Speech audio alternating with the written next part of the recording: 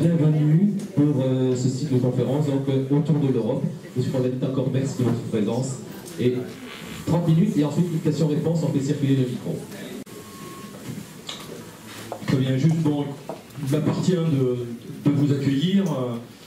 Je suis très heureux, donc accompagné de mes deux camarades vice-présidents à la communauté de communes qui sont en charge en effet des questions liées à l'Europe pour notre communauté de communes du Grand Pic Saint-Loup. Donc Didier Fournials vous les a présentés. Donc je voulais souligner ce soir la présence avec nous bien évidemment de Daniel Cohn-Bendit qui nous a fait vraiment l'honneur et le plaisir de répondre à notre invitation. Cette invitation, nous l'avions lancée en tout début d'année. Et c'est vrai que je sais qu'entre-temps, ton agenda s'est lourdement chargé, mais que tu as malgré tout honoré notre invitation et je te remercie beaucoup d'être aujourd'hui présent à nos côtés. Je souligne la présence de Martin Andersch, ancien consul d'honneur d'Allemagne, qui est ici présent, et également M. Roland Ikowitz, consul d'honneur d'Allemagne depuis 2016, qui nous a aussi rejoint ce soir. Je souligne la présence de la conseillère régionale, Marie-Paul Meunier, donc, qui représente ici elle-même, mais aussi au travers elle la région et Carole Delga. Je souligne la présence des collègues, amis, maires du territoire qui sont ici venus nombreux, maires, conseillers municipaux, conseillers communautaires, monsieur le conseiller départemental aussi qui est aujourd'hui présent. Je voudrais adresser un remerciement tout particulier à Ira Imig, qui est je ne sais pas où, je l'ai perdue dans la foule, elle est juste devant moi. Je remercie particulièrement Ira puisqu'elle a été à la coordination de l'organisation de cette soirée, bien évidemment aux côtés des services de la communauté, en la personne de Didier Fournials, directeur du pôle communication et culture, et l'ensemble des services bien évidemment qui ont œuvré à la préparation de cette soirée. Je salue la présence de la directrice générale des services de la communauté, de l'ensemble des services qui sont là présents ce soir, ainsi que le service événementiel et protocole pour la préparation de la soirée. Alors, tout particulièrement, juste deux mots pour les actions qui sont aujourd'hui menées par notre communauté de communes par rapport à l'Europe. Alors en effet, je suis entouré à la fois Irène Tolleré, donc, qui est la présidente du GAL, du groupe d'action locale, donc pour la gestion des fonds européens. L'Europe a rejoint maintenant nos travaux à la communauté de communes et c'est très précieux, pas seulement pour nous, pour notre collectivité, mais aussi pour l'ensemble des acteurs économiques et associatifs de notre territoire, puisqu'aujourd'hui l'Europe est en capacité aujourd'hui de venir accompagner bon nombre de projets et je dirais que les mois se faisant et passant, on a de plus en plus de projets, des projets innovants, très intéressants pour le territoire et qui nous permettent en tous les cas d'améliorer en tous les cas.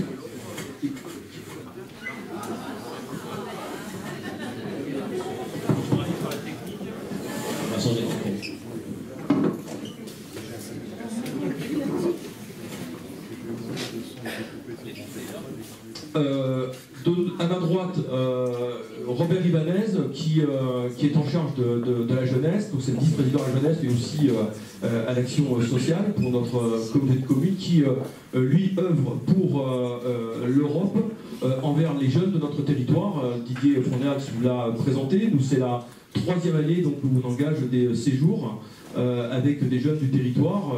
On est allé on est allé à Bruxelles, on est allé à Strasbourg l'année dernière et on part lundi, on les accompagne lundi, on accompagne de jeunes à Paris pour passer quelques jours ensemble, décidément, je crois que le micro il est fatigué, et pour découvrir les institutions françaises, donc à la fois le Sénat, l'Assemblée nationale, mais aussi on ira bien évidemment à l'ambassade d'Allemagne et de Slovaquie. Donc on sera reçus à la fois par les ambassadeurs et aussi les parlementaires qui nous feront le plaisir de nous accueillir. Voilà ce que je voulais dire rapidement en 2 mots pour introduire. La vedette ce soir, c'est pas moi, vous l'avez bien compris. Aujourd'hui, on va laisser tout de suite la parole à Daniel qui va vous faire une conférence d'environ, je pense, une trentaine de minutes. Hein, et ensuite, le but, c'est de dialoguer sur cette thématique de l'Europe qui nous interroge toujours jour après jour, hein, j'ai envie de dire, et au regard des discussions croisées qu'on peut avoir les uns et les autres, les questions restent encore nombreuses. Donc on va laisser ce soir à l'expert qui est Dany dans ses mandats de député européen, peut-être nous apporter aujourd'hui sa vision de l'Europe telle qu'elle est aujourd'hui et de l'Europe telle qu'on pourrait l'imaginer pour demain. Voilà, donc je vous souhaite avant tout une belle soirée, une belle conférence. Donc on va s'accorder, je pense, environ 30 minutes pour la présentation de Daniel, puis il y aura 30 minutes à peu près qu'on pourra s'accorder pour échanger et ainsi recueillir vos questions. Daniel, c'est à toi, je te remercie.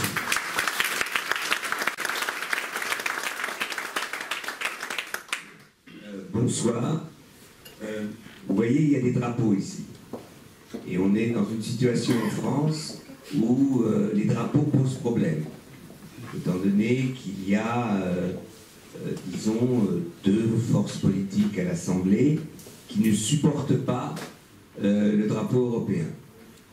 C'est l'extrême droite et l'extrême gauche. Donc c'est assez bizarre.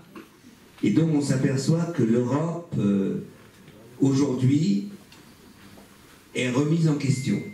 D'un autre côté, vous avez une évolution qui fait qu'un président de la République a été élu et pour la première fois pendant la campagne présidentielle, l'Europe a joué un rôle. Ce qui n'était pratiquement jamais le cas avant. Avec des drapeaux européens, mais des contenus et des débats sur l'Europe. Et puis peut-être que, disons, l'extrême droite comprendra que le problème de Marine Le Pen, c'était vouloir sortir de l'euro et de l'Europe, c'était quelque chose qui ne passait pas, surtout après le Brexit. Donc visiblement, en France, dans le débat public, les choses ne sont pas claires. Les choses sont difficiles.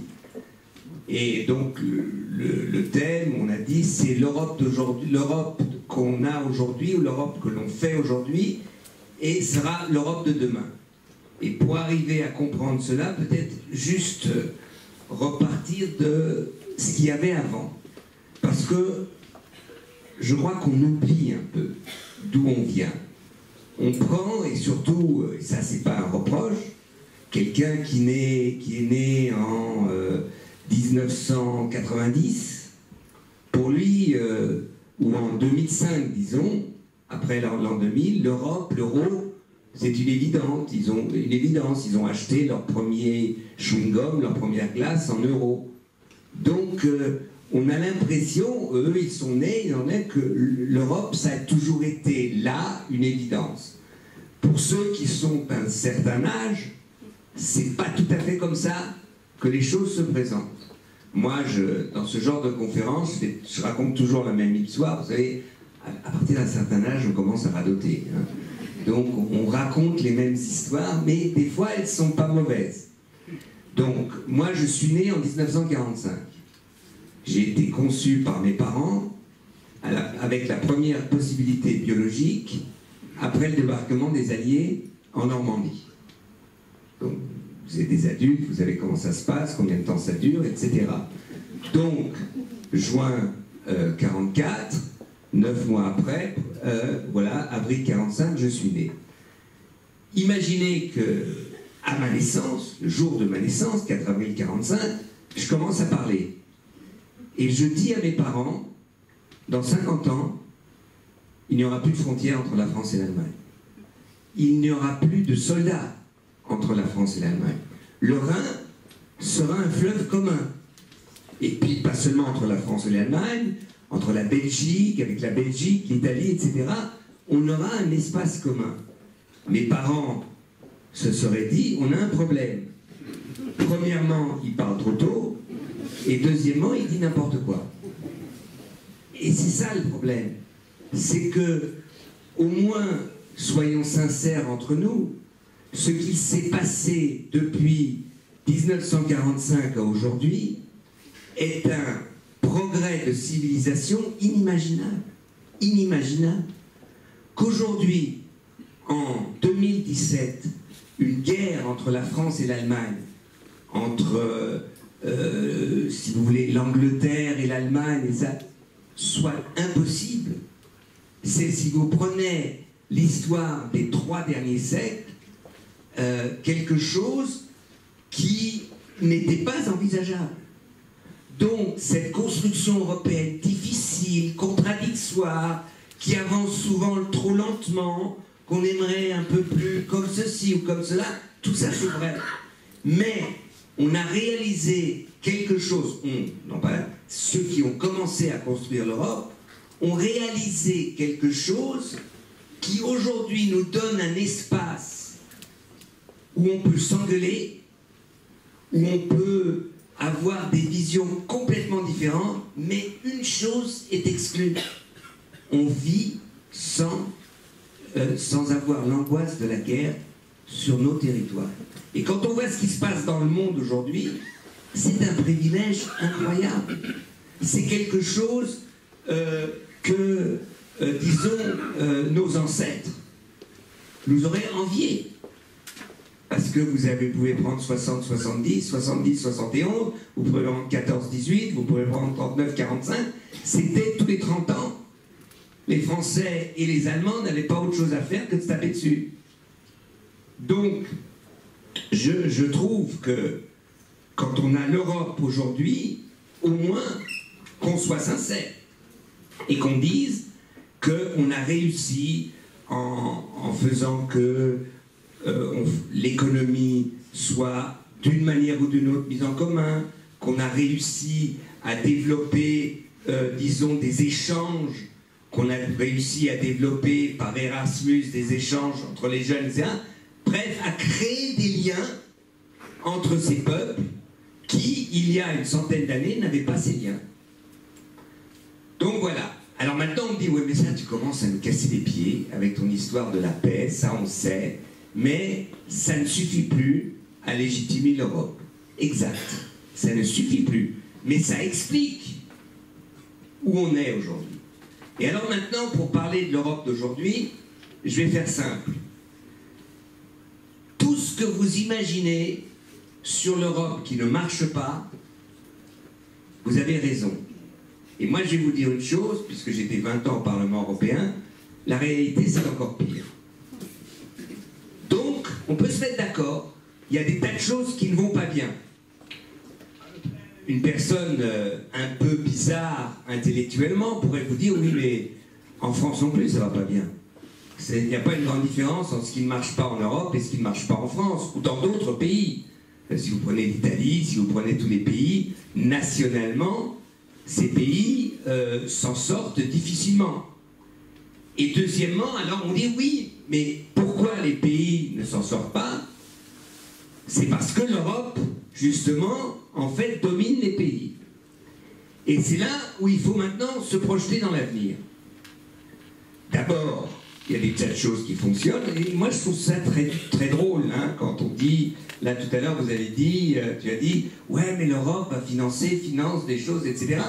Ben, un élu français, en fait, il dit une chose, quand quelque chose ne va pas, il dit, ça c'est la faute de l'Europe. Quand l'Europe finance quelque chose, il dit, c'est nous.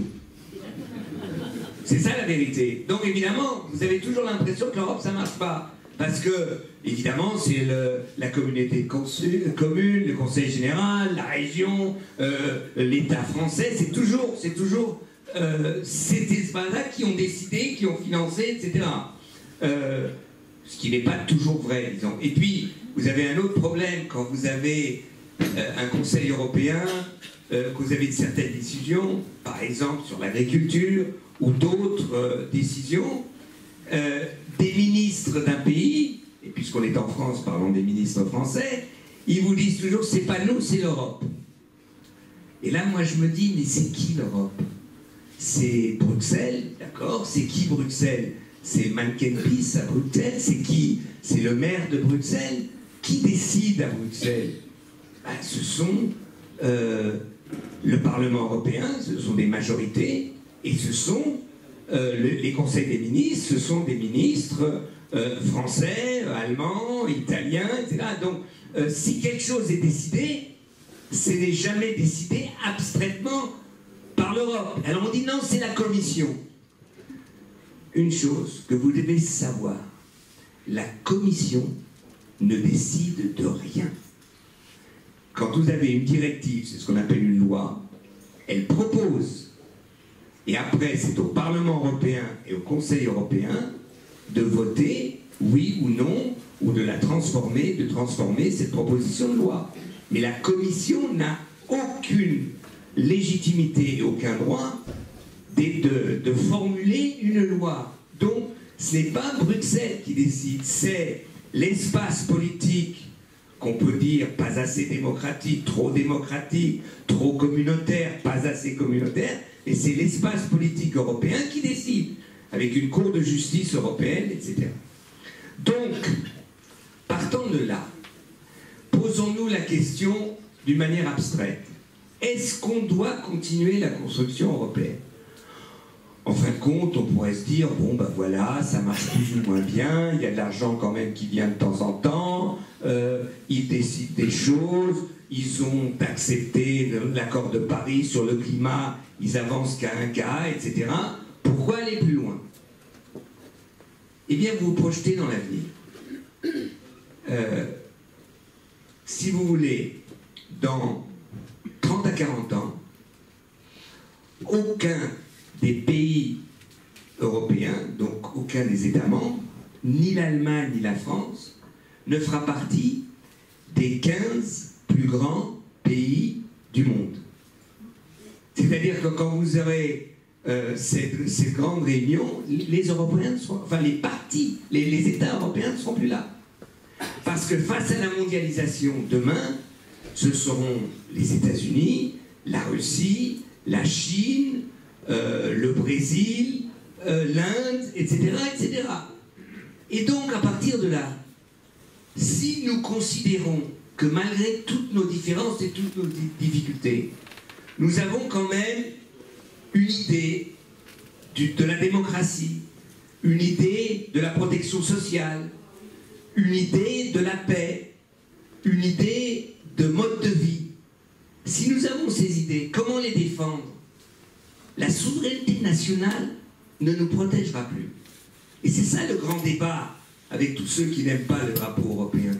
Le débat, il est, est-ce que la protection la meilleure, c'est la souveraineté nationale, ou parce que cette souveraineté nationale est battue en brèche par les grandes entreprises mondialisées, par les grands États, si nous voulons défendre une idée de civilisation, eh bien, nous n'y arriverons que par la souveraineté européenne. Et c'est ça le débat. Le débat fondamental, il est là, et il sera là dans les prochaines années, où nous construisons une Europe qui soit un parapluie, qui nous permette, par exemple, contre le dumping social, si on prend la Chine, ou si contre la folie de certains États, comme les États-Unis ou la Russie, etc. Si nous voulons justement que notre espace soit défini à parce que nous, citoyens en Europe, donc citoyens français, allemands, italiens, espagnols, suédois, etc., nous voulons avoir notre mot à dire, nous devons passer par une redéfinition, une restructuration de ce qu'est l'Europe, la souveraineté européenne, qui ne remplace pas la souveraineté nationale.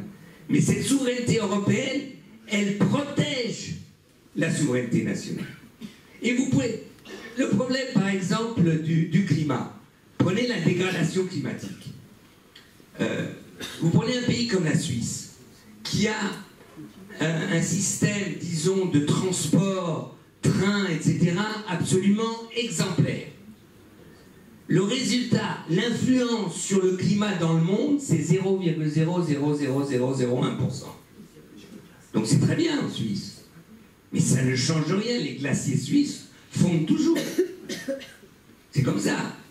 Donc, si nous voulons avoir de l'influence pour que, justement, nous arrivions au niveau de la planète à vraiment faire évoluer les choses pour que le réchauffement ne dépasse pas les 2 degrés, si nous voulons y arriver, la masse critique qui nous permet d'avoir de l'influence, de combattre, d'entraîner les autres, d'organiser avec les autres, ce n'est pas le niveau national, c'est l'Europe. Mais pour cela, il faut qu'une Europe ait une structure, une démocratie qui permette de mettre ensemble toutes les possibilités qui existent dans les États membres. Donc, c'est un exemple qui est évident. Si vous voulez réguler la mondialisation, vous pouvez faire toutes les propositions que vous voulez, mais si ce n'est pas l'Europe qui protège l'espace économique, eh bien, nous n'arriverons pas à proposer. C'est déjà difficile avec l'Europe, mais sans l'Europe, c'est impossible. Face à la Chine et au dumping social et au dumping écologique des Chinois, vous croyez que la France seule résisterait? Et dans les années à venir, encore moins et encore moins. Mais même l'Allemagne est dans la même situation, et les autres pays. Donc la question, ce n'est pas oui ou non, est-ce qu'on aura besoin de plus d'Europe dans l'avenir? La question, c'est comment le faire. Et là, effectivement, il y a des discussions, il y a des débats, et ce n'est pas toujours évident, ou ce n'est pas toujours très simple. Je sais que quand il y a une crise économique, je prends les derniers exemples qu'il y avait en France. Alstom et Siemens. Ah là là, ce que j'ai pas entendu, on brade l'industrie française. Premier problème, Alstom, économiquement, n'était pas vivant. Ça ne marchait pas. Ouais, chaque année, on venait, ils étaient en déficit parce que l'État français, qui en fait faisait les commandes pour Alstom, pour les TGV, ça ne suffit pas à faire marcher une telle entreprise. Donc, à partir de là, on se demande comment on fait. Oui, mais là, Alstom va être soumis à la dictature. On vend, disons, les fleurons de l'industrie française aux Allemands. On les donne. Bon, puis on lit comme ça, et on dit, mais il y a quelque chose de bizarre. En 2016, 90 entreprises allemandes ont été achetées par des Français, par des entreprises françaises, et 25 françaises par des Allemands. C'est quand même bizarre, ça. Et puis rappelez-vous, mais il y a longtemps, enfin il y a une vingtaine d'années, la Smart, je ne sais plus, quand Mercedes a décidé de construire la Smart, non pas dans le Wurtemberg, mais en Lorraine. Est-ce qu'il y a eu une montée des prix? Ah non, on ne veut pas des capitaux allemands. Ah, c'est salaud d'Allemands. Non seulement ils viennent s'installer en Lorraine, ils veulent reprendre la Lorraine, ils amènent de l'argent et ils vont même donner du boulot à des Français. Non, ça c'est trop, on n'en veut pas. Qui restent en Allemagne, hein, qui construisent leur Smart en Allemagne et qui vendent ça après aux Français, etc., ou aux autres. Donc, là, on a une vue hypocrite et bizarre. Ça ne veut pas dire que ça marche toujours bien. Ça ne veut pas dire qu'il n'y a pas de problème. Ça veut simplement dire qu'aujourd'hui, dans l'économie telle qu'elle existe, eh bien, on ne peut plus simplement dire c'est une entreprise française, c'est une entreprise allemande, ou, si on prend maintenant les chantiers de l'Atlantique, c'est une entreprise française ou italienne, etc. Ça ne faut, parce que c'est très gentil, mais alors évidemment, il y a des forces politiques qui disent on va tout nationaliser. Comme ça sera tout français. Mais tout nationaliser, ça veut dire que l'économie française s'effondre. Où est-ce qu'on prendrait le capital? Alors je sais, c'est dans la mode, c'est le débat aujourd'hui, on peut l'avoir, c'est on prendra aux riches. Moi je crois qu'il n'y a pas assez de riches pour tout nationaliser. C'est comme ça. Moi je veux bien s'il y en avait, mais c'est pas comme ça que marche l'économie. Donc aujourd'hui, on a la possibilité, par l'espace européen, de réguler une économie, parce que c'est vrai qu'un capitalisme sauvage ne respecte pas les individus. Donc on a besoin d'un espace public, d'une politique publique capable justement de mettre en place des régulations sociales, des régulations écologiques. Et ce n'est pas simple. Regardez ce qui s'est passé ces dernières années avec le scandale du diesel. Ce sont toutes les entreprises automobiles. D'abord, en France, on disait, c'est pas nous, c'est les Allemands. Ouh là là, c'est les Allemands, ça va bien. Mais, puis on s'est aperçu, bah oui, Citroën, Peugeot, c'est pas si au jour. Hein. Il y a quelque chose qui n'était pas... En fait, ils ont tous fait la même chose. Pourquoi? Parce qu'il y avait des normes européennes pour protéger les citoyens, mais comme eux, ils avaient des chaînes de montage qu'il fallait rentabiliser, eh bien, ils ont triché. Ils disent, maintenant, on est aux normes européennes, alors qu'ils ne l'étaient pas, pour rentabiliser leur chaîne de montage. Donc le problème, ce ne sont pas les normes. En fait, il faut aller plus loin. Le problème, c'est qui surveille le respect des normes. Et là, on vous dit, c'est à l'Europe de le faire. Mais non, l'Europe n'a pas de force administrative. L'organisation de l'Europe telle qu'elle existe aujourd'hui, c'est que l'Europe définit des normes, définit des lois, et c'est aux États membres, avec leur administration, de surveiller. Mais alors là, le problème, pourquoi les Allemands n'ont pas surveillé ou ont laissé faire Opel ou Volkswagen ou Mercedes ou Audi? Pourquoi la France a laissé faire? Donc c'est pas un problème de l'Europe, c'est un problème des États membres qui étaient de mèche avec l'industrie automobile. Et ce genre d'exemple, on l'a souvent. Aujourd'hui, je crois que nous devons redéfinir trois choses pour l'Europe. Premièrement, nous devons définir quelle est la meilleure protection possible dans le monde d'aujourd'hui. Nous sommes dans un monde très dangereux. Il y a la Syrie, il y a l'Irak, il y a le problème de l'Iran, il y a des conflits un peu partout. Comment, en tant qu'Europe, on peut avoir une influence dans ces conflits? Alors, il y a le problème de la défense. Vous savez combien il y a de soldats en Europe en uniforme? Donc des Européens en uniforme. Plus de 2 millions. 2 millions de soldats en Europe. Mais capables de faire quoi? Rien. Absolument rien.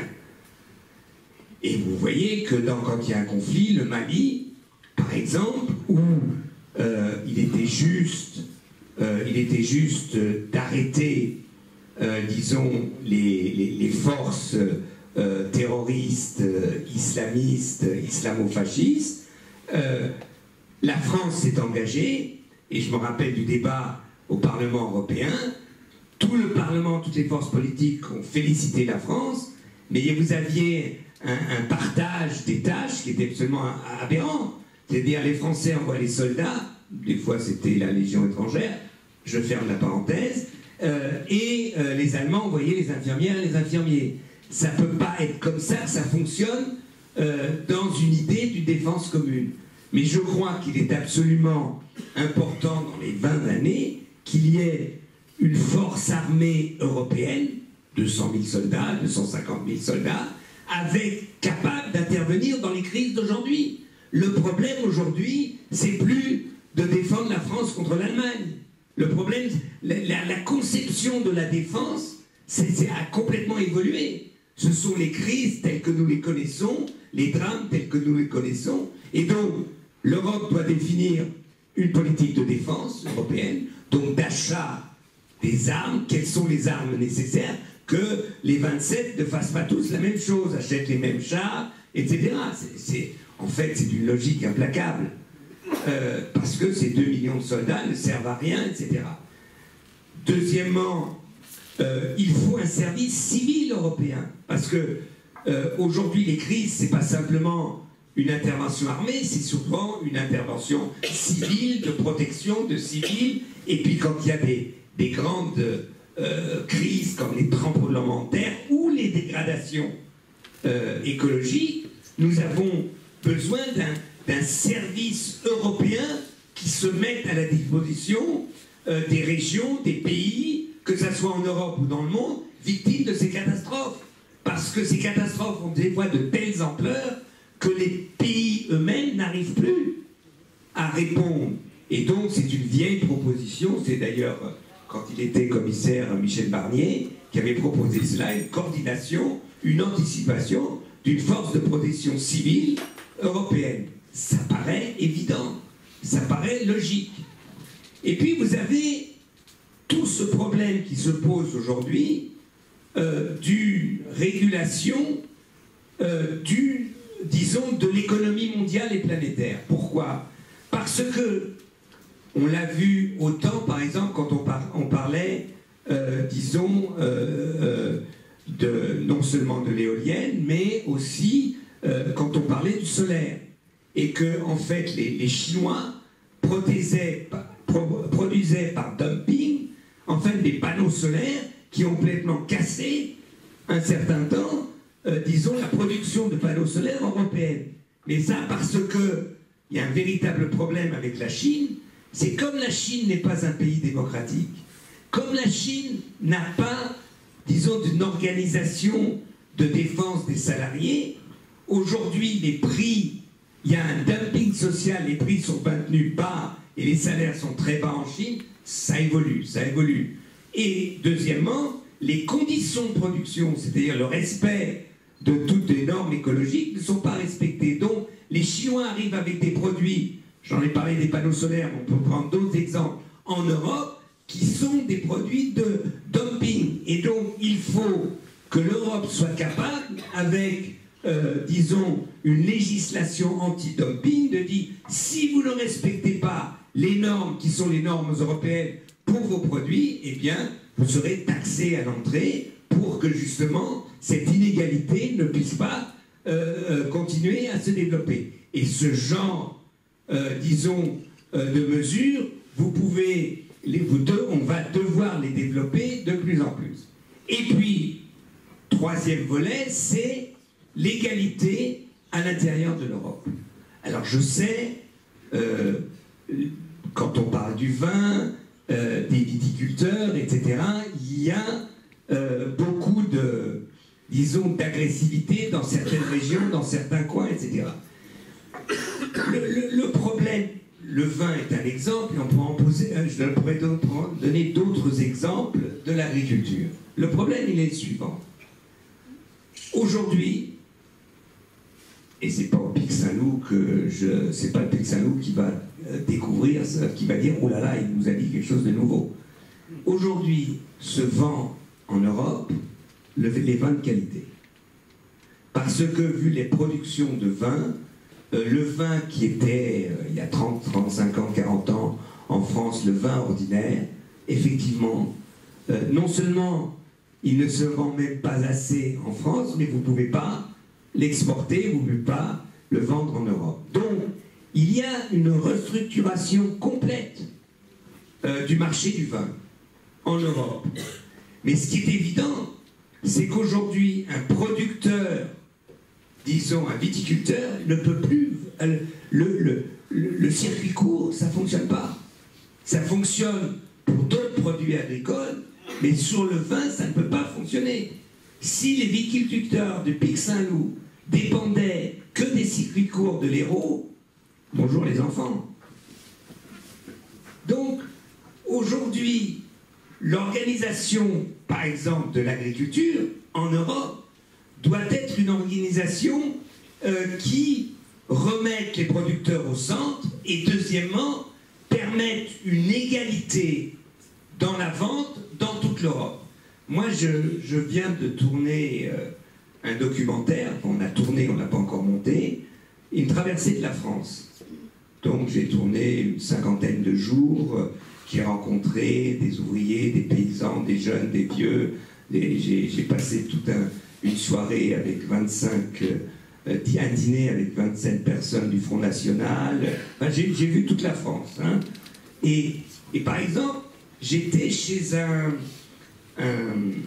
producteur de lait qui était devenu très célèbre en France parce qu'il avait dénoncé Lactalis.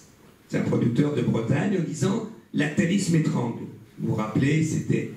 Et donc on a été le voir, on a filmé avec lui, il nous a montré que aujourd'hui, il produit le vin, le lait que Lactalis lui rachète, il le produit à un prix supérieur à ce que paye Lactalis.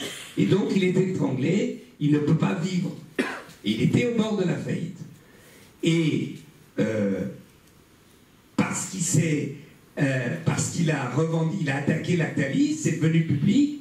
Et il y a une petite coopérative, ce qui s'appelle C'est qui le patron, je ne sais pas si vous connaissez, qui lui a dit on rachète ton lait. Et là, il paye, si vous voulez, 10 centimes de plus par litre. Ça fait qu'à la fin, il s'en sort à 2000 € ou 2500 par mois pour lui, pas pour ses producteurs. Ça fait que pour, disons, 2 litres de lait par jour par famille, ça coûte pour les familles 5 € de plus. C'est vrai. Mais si, la deuxième chose, il dit, mais comment réguler cela? Il dit, il y avait quelque chose qui existait en Europe, qui étaient les quotas laitiers. Les quotas laitiers qui disaient comme ça, si on ne produit pas trop de lait, le marché devient un marché rentable pour tout le monde. Et donc il dit, à la fin, il faut rétablir une forme de quota laitier pour que, justement, les producteurs de lait puissent vivre d'une manière décente. Ces quotas laitiers, vous ne pouvez pas l'instaurer dans un pays, simplement. Et là, vous voyez, c'est l'exemple dans du lait. Je pourrais vous donner d'autres exemples qui font que l'Europe est l'espace nécessaire pour rationaliser et réguler un marché qui, sans ça, devient complètement fou. Vous pouvez continuer maintenant sur tous les projets de modernisation, l'économie digitale, c'est à la mode, tout le monde vous en parle. Une politique de l'énergie, l'énergie renouvelable. Vous avez souvent des éoliennes et vous avez du photovoltaïque.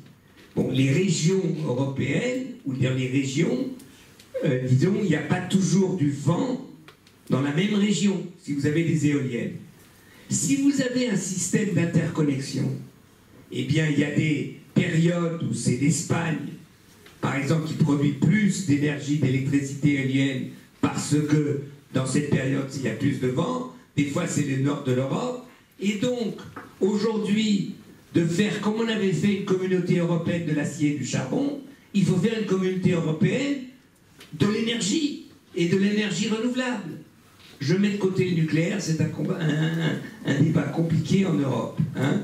Mais bon, c'est comme ça. Et donc, là, si vous faites cette communauté européenne de l'énergie, vous arriverez très rapidement à ce que l'énergie renouvelable augmente en Europe aux dépens de l'énergie fossile. Il faut arrêter avec le charbon. Et un des grands problèmes, c'est qu'il faut trouver un point d'accord avec, par exemple, les pays de l'Est, c'est-à-dire surtout la Pologne, par exemple, qui vit du charbon, et comment eux, ils peuvent transformer leur économie d'énergie. Ils y arriveront, et ça c'est absolument fondamental pour le climat en Europe, ils n'y arriveront que s'il y a un soutien européen et un transfert d'énergie qui puisse se faire pour qu'ils puissent s'en sortir. Je vous ai donné ces exemples pour vous montrer que notre avenir est lié à notre capacité de renforcer la souveraineté européenne. Un des problèmes qu'il y a derrière, c'est la démocratie. C'est-à-dire qu'à partir du moment où vous avez un espace politique souverain, quelle est la démocratie? Et là, aujourd'hui, nous sommes pris dans un piège. Le piège, c'est que nous connaissons la démocratie au niveau national, plus ou moins. Mais on connaît, vous avez les municipalités, vous avez des départements, je ne sais pas s'il y a vraiment besoin, mais passons, c'est un autre débat. Vous avez les régions et vous avez l'État. Et vous avez la communauté de communes, pardon, j'ai oublié. Hein voilà. C'est les plus utiles, d'accord, d'accord. Je veux dire par là, mais l'espace européen, cette démocratie, est-ce qu'il existe un peuple européen? C'est toute la question. Eh bien, il n'existait pas du tout il y a une soixantaine d'années, ou 70, il existe déjà beaucoup plus. Mais c'est vrai que la démocratie organise le fait que comme ça, on peut développer une identité démocratique européenne. Et donc, je crois que ce qu'il faut trouver, c'est des moyens aujourd'hui de développer, de faire avancer l'espace public européen. C'est-à-dire que des débats que nous avons, qui existent à Saint-Mathieu, mais qui existent dans une petite ville allemande ou en Italie sur comment l'Europe, pourquoi l'Europe, je ne comprends pas, comment ces débats peuvent-ils être repris au niveau européen? Parce qu'aujourd'hui, nous avons des débats nationaux sur l'Europe. Et les élections européennes telles qu'elles ont lieu sont des élections nationales. C'est-à-dire que à chaque fois, c'est le débat entre les forces françaises, les partis politiques français sur l'Europe, leur vision de l'Europe. Et en Allemagne, ce sont les partis politiques allemands sur l'Europe, et en Italie, etc. Comment créer un débat où tout le monde en Europe se pose les mêmes questions? Donc il y a la proposition d'Emmanuel Macron. Je vous l'ai dit que c'est la proposition d'Emmanuel Macron pour la simple raison que c'est la mienne. C'est-à-dire qu'il a repris exactement ce que depuis Europe Écologie avait déjà proposé il y a 6 ans. Donc, je ne veux pas vous faire la propagande d'Emmanuel Macron, je fais la propagande de Danny Cohn-Bendit. Donc, il faut bien être clair. Donc, c'est de faire des élections européennes une élection où vous auriez 2 voix. Vous avez des circonscriptions, une circonscription nationale en France, avec les partis, et vous avez une circonscription européenne. Vous avez des listes européennes, c'est votre 2e voie, avec des candidats de toute l'Europe sur les listes, et les têtes de liste de ces listes européennes, ce sont les forces politiques, les propositions pour devenir président de la Commission européenne, ou présidente. Et c'est-à-dire que ces listes transnationales européennes, les candidats, ils seront obligés de parler de l'Europe.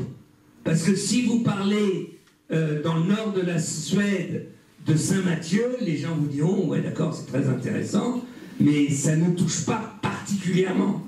Donc vous êtes obligés de développer une idée, une perspective de l'Europe. Comment vous voulez que les Européens s'y reconnaissent avec leurs différences, c'est-à-dire ce mot d'ordre européen, l'unité dans la différence, comment on arrive à faire émerger justement l'espace public européen, les débats publics européens. Et je crois que c'est ça, la grande question de l'Europe. Comment renforcer l'idée de démocratie européenne, qui n'est pas une alternative à la démocratie nationale, régionale, intercommunautale ou municipale, non, mais qui est un plus. Parce qu'aujourd'hui, nos problèmes, nous devons aussi et souvent les résoudre au niveau européen.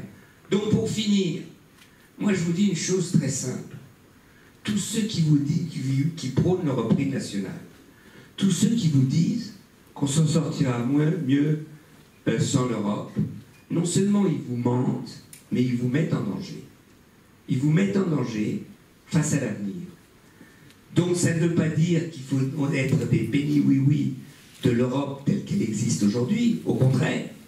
Mais il faut simplement savoir que ce qu'ont réussi, disons, les mères et les pères de l'Europe au début des années 50, et je vous rappelle, imaginez qu'en 1956-57, on avait fait un référendum en France, on avait posé une question très simple. Est-ce que vous voulez vous réconcilier avec les Allemands? Et vous prenez 80% dans la gueule. Hein? De non. Quoi, avec les Boches? Non, mais enfin, il ne faut pas exagérer quand même. Hein. Donc, vous voyez que comment, et aujourd'hui, c'est 77% de oui. Ça, parce que on a avancé. Et donc, quand je dis oui, mais l'Europe, telle que tu la vois, la souveraineté européenne, c'est une utopie. Je dis oui, mais en 50, c'était une utopie aussi. Et donc, moi je suis persuadé que l'idée européenne, c'est la dernière utopie pour laquelle ça vaut le coup de se battre. Et donc, ne vous laissez pas abattre par ceux qui sont contre l'Europe, mais défendez-vous. Et c'est très clair après le vote du Brexit. Mais en France, l'adhésion à l'Europe a augmenté. Les gens disent, mais surtout pas ça, sortir. Et les Catalans, moi je les trouve sympas, mais ça marche pas leur dur. L'indépendance de la Catalogne, ça va pas marcher. Parce que s'ils deviennent indépendants, ils vont sortir de l'Europe. Pour la simple raison que en fait, c'est l'Espagne qui adhère à l'Europe. S'ils sortent de l'Espagne, ils ne font plus partie de l'Europe. Et s'ils demandent après, mais nous on veut être européens. Et donc on va faire une demande d'adhésion. Mais comme il faut que ça se fasse à l'unanimité, les Espagnols et l'État diront non. Donc la solution, ça va mal en Espagne, il faut trouver une solution en Espagne. Mais le repli sur la Catalogne ou en France, sur la Corse, tout ça c'est du bidon. Ça ne marchera pas vu l'évolution de la mondialisation. Donc, nous avons l'Europe. Il faut avancer à marche forcée pour la transformer, pour l'améliorer, mais surtout ne pas la lâcher. Merci.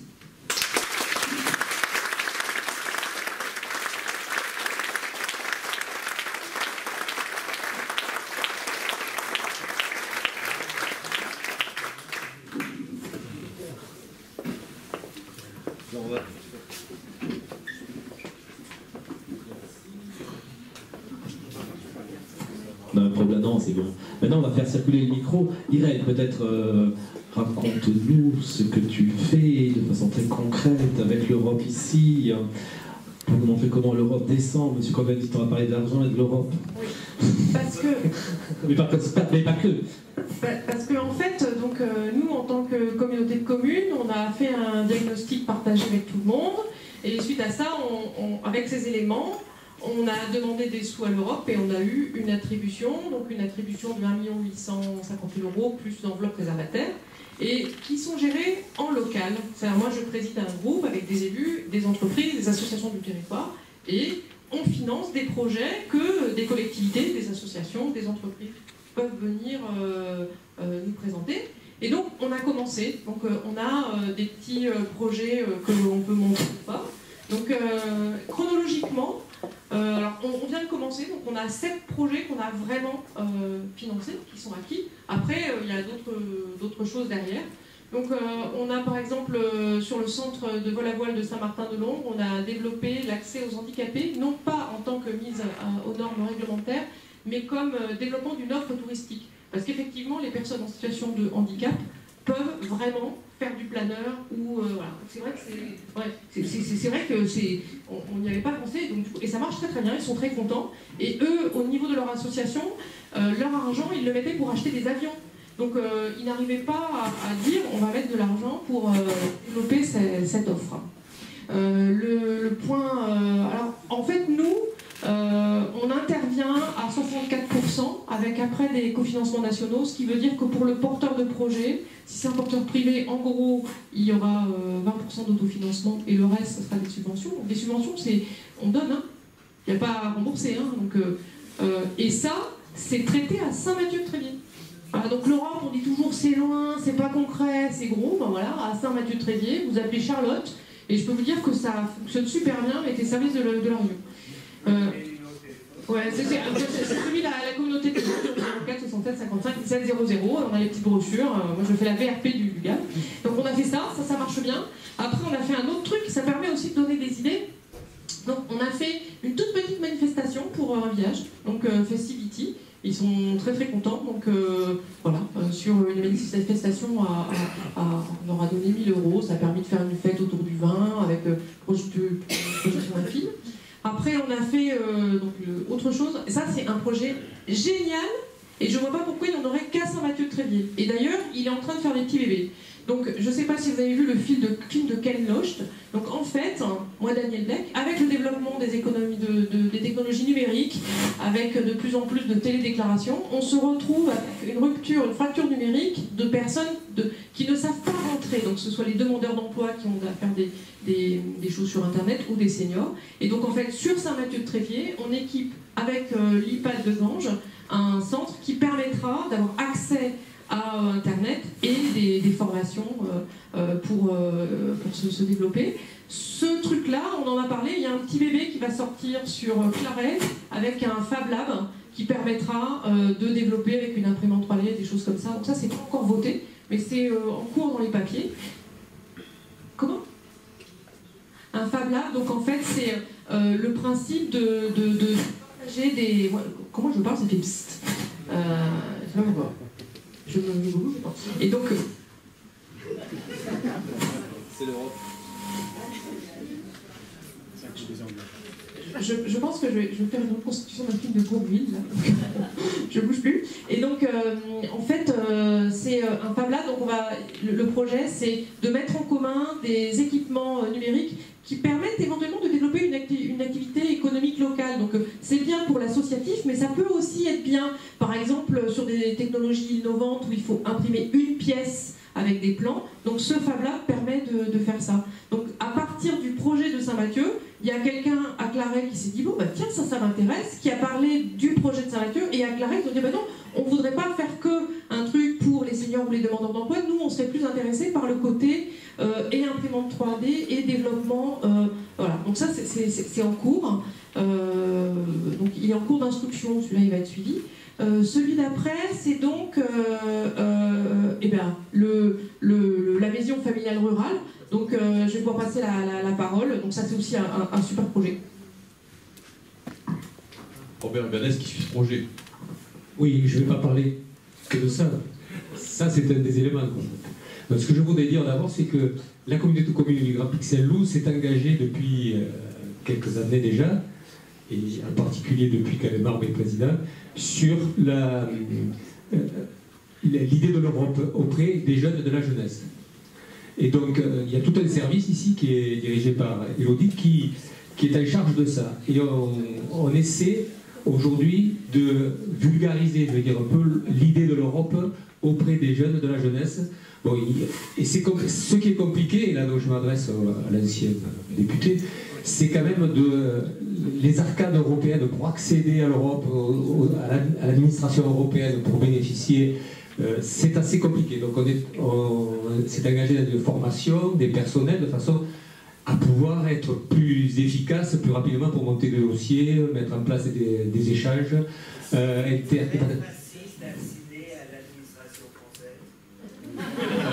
Non, peut-être pas, mais ça on connaît quoi en fait. Peut-être pas, mais ça on sait faire quoi. Voilà. Et je rajouterais qu'en tant que président de la mission locale Gary Desselènes, on est aussi très tourné vers les dispositifs et les financements européens. Et je pense que c'est heureusement qu'on a ça, ça nous permet d'être beaucoup plus présents sur les territoires, d'être plus efficaces vis-à-vis des jeunes et tout ça, ça nous permet d'avoir d'équilibrer les budgets, il faut le dire aussi. Mais bon, là, effectivement, on a des personnels qui finissent par connaître un peu comment se monter. Mais c'est quand même toujours compliqué, c'est un peu le message que je vais passer. Quand au bout de, vous avez déposé un dossier en 2014 et qu'en 2017 on vient vous dire ah mais là il manquait les cartes d'identité des stagiaires donc on ne peut pas vous... Et que les stagiaires depuis 3 ans ils sont partis.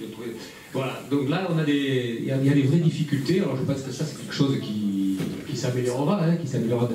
Mais voilà. Donc, et alors pour finir, pour parler de la maison familiale, c'est vrai qu'aujourd'hui, les jeunes, enfin moi je le constate, que ce soit la mission locale, que ce soit les jeunes que je rencontre dans le village et partout, les jeunes ils sont attachés à leur territoire, à leur terroir. Et donc, et aujourd'hui, j'ai fait le constat aussi, puisque je suis vieux routier, je suis élu depuis 1983, que dans ce territoire, il y a des possibilités d'emploi, il y a des besoins d'emploi, mais ces emplois-là, ils ne sont pas pourvus parce qu'ils ont une image dégradée. Parce que les métiers du rural, globalement, c'est pas fun, quoi, en fait.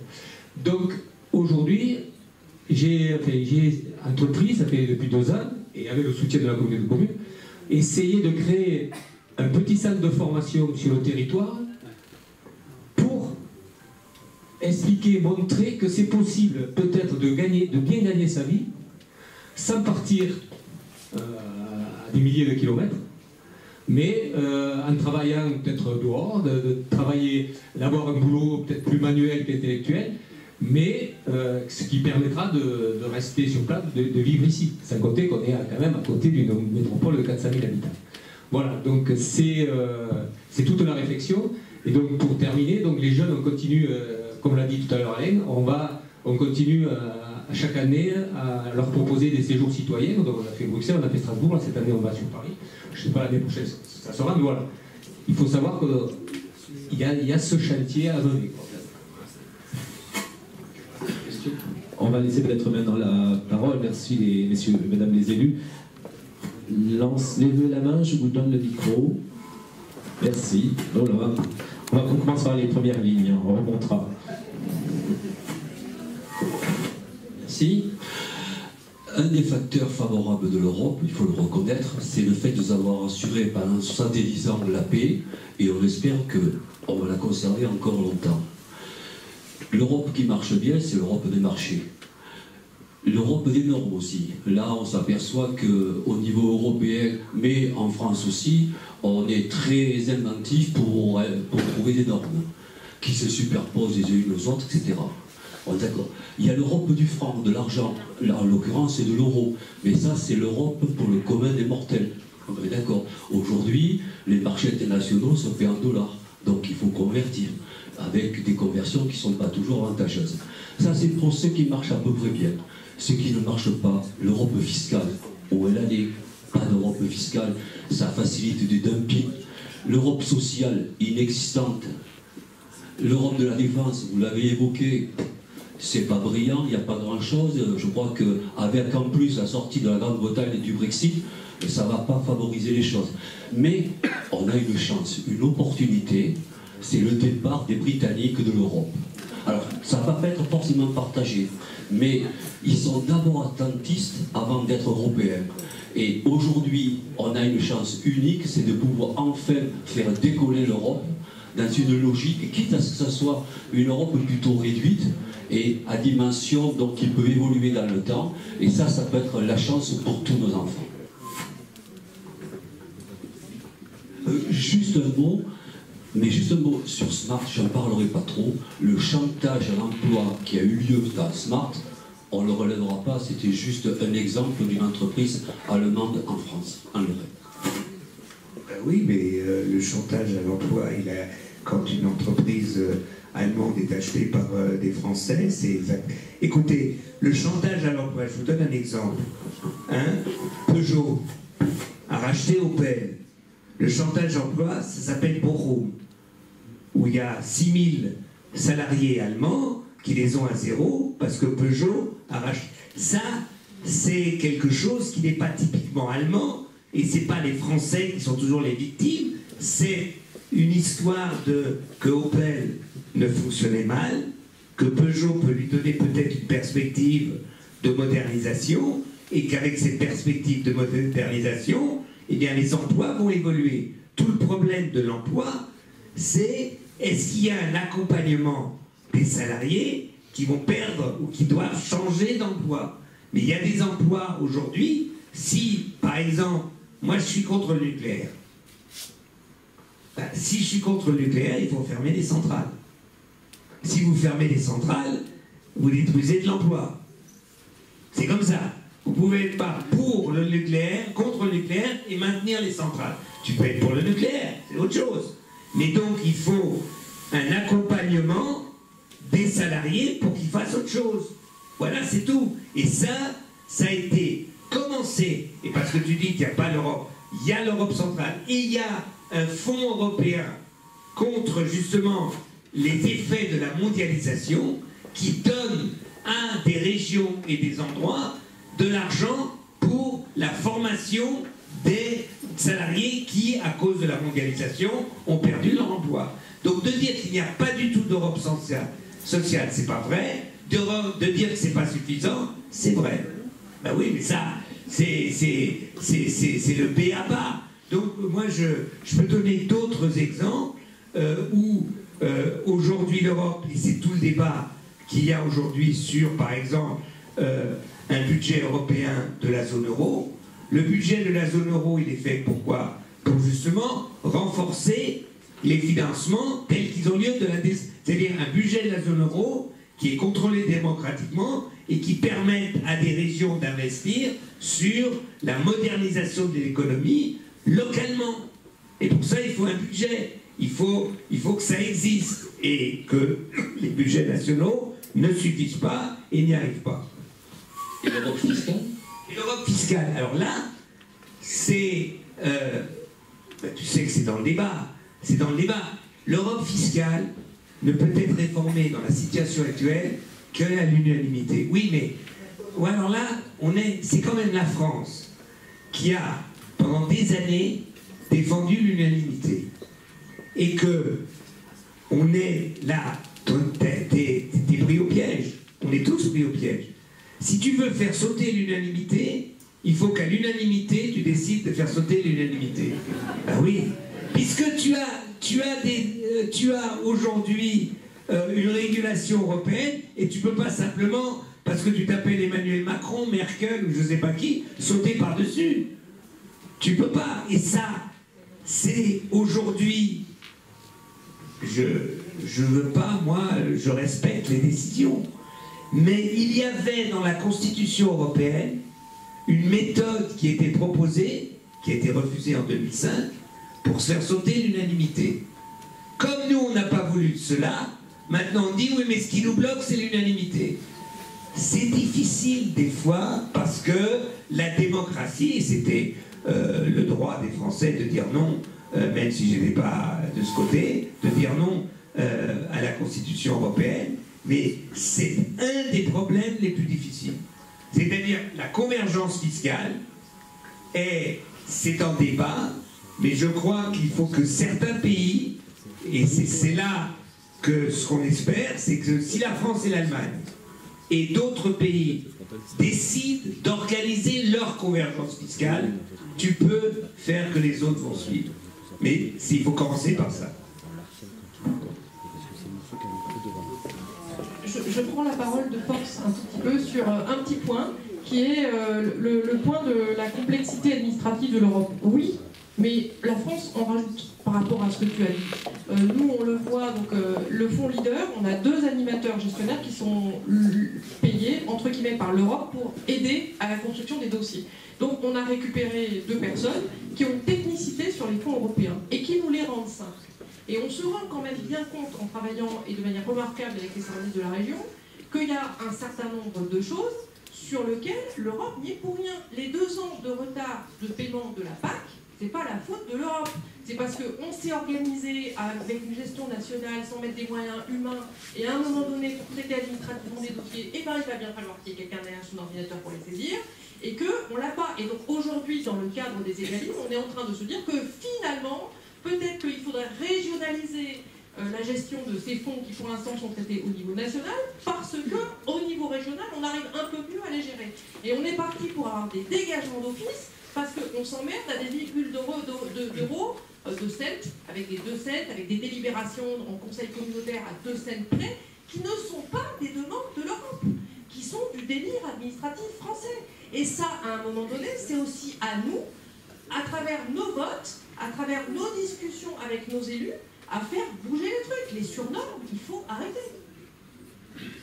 Il y a un exemple qui a une quinzaine d'années, mais Marie-Christine Blandin, une écologiste, a été pendant un certain temps présidente du Nord, de la région Nord. Et elle a négocié en tant que présidente avec l'Union européenne une ligne de chemin de fer Valenciennes, je ne sais pas où, en Belgique. Hein, oui, il manquait une...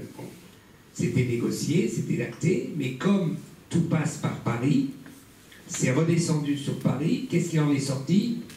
une autoroute.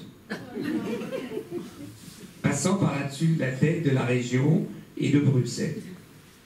Pour dire que c'est vrai, le problème aujourd'hui, et la PAC est un exemple, et d'autres, c'est comment décentraliser vraiment l'administration française. C'est pas Bruxelles a ses lenteurs, et là c'est vrai, mais il y a, tu rajoutes à ces lenteurs la rigidité de la centralisation française. Et ça, c'est pour l'argent et l'État, c'est une évidence totale. C'est pour ça que c'est un progrès incroyable, qu'on est arrivé à ce que dans le programme LEADER, ça soit, il y ait 1 500 000, je ne sais pas, ou 700 ou 800, et que c'est à Saint-Mathieu que ça soit décidé, il y a 10 ans, c'était impossible. Tout était décidé à Paris complètement. Et alors eux, ils ne savaient même pas où était Saint-Mathieu, donc tu vois comment ils allaient décider.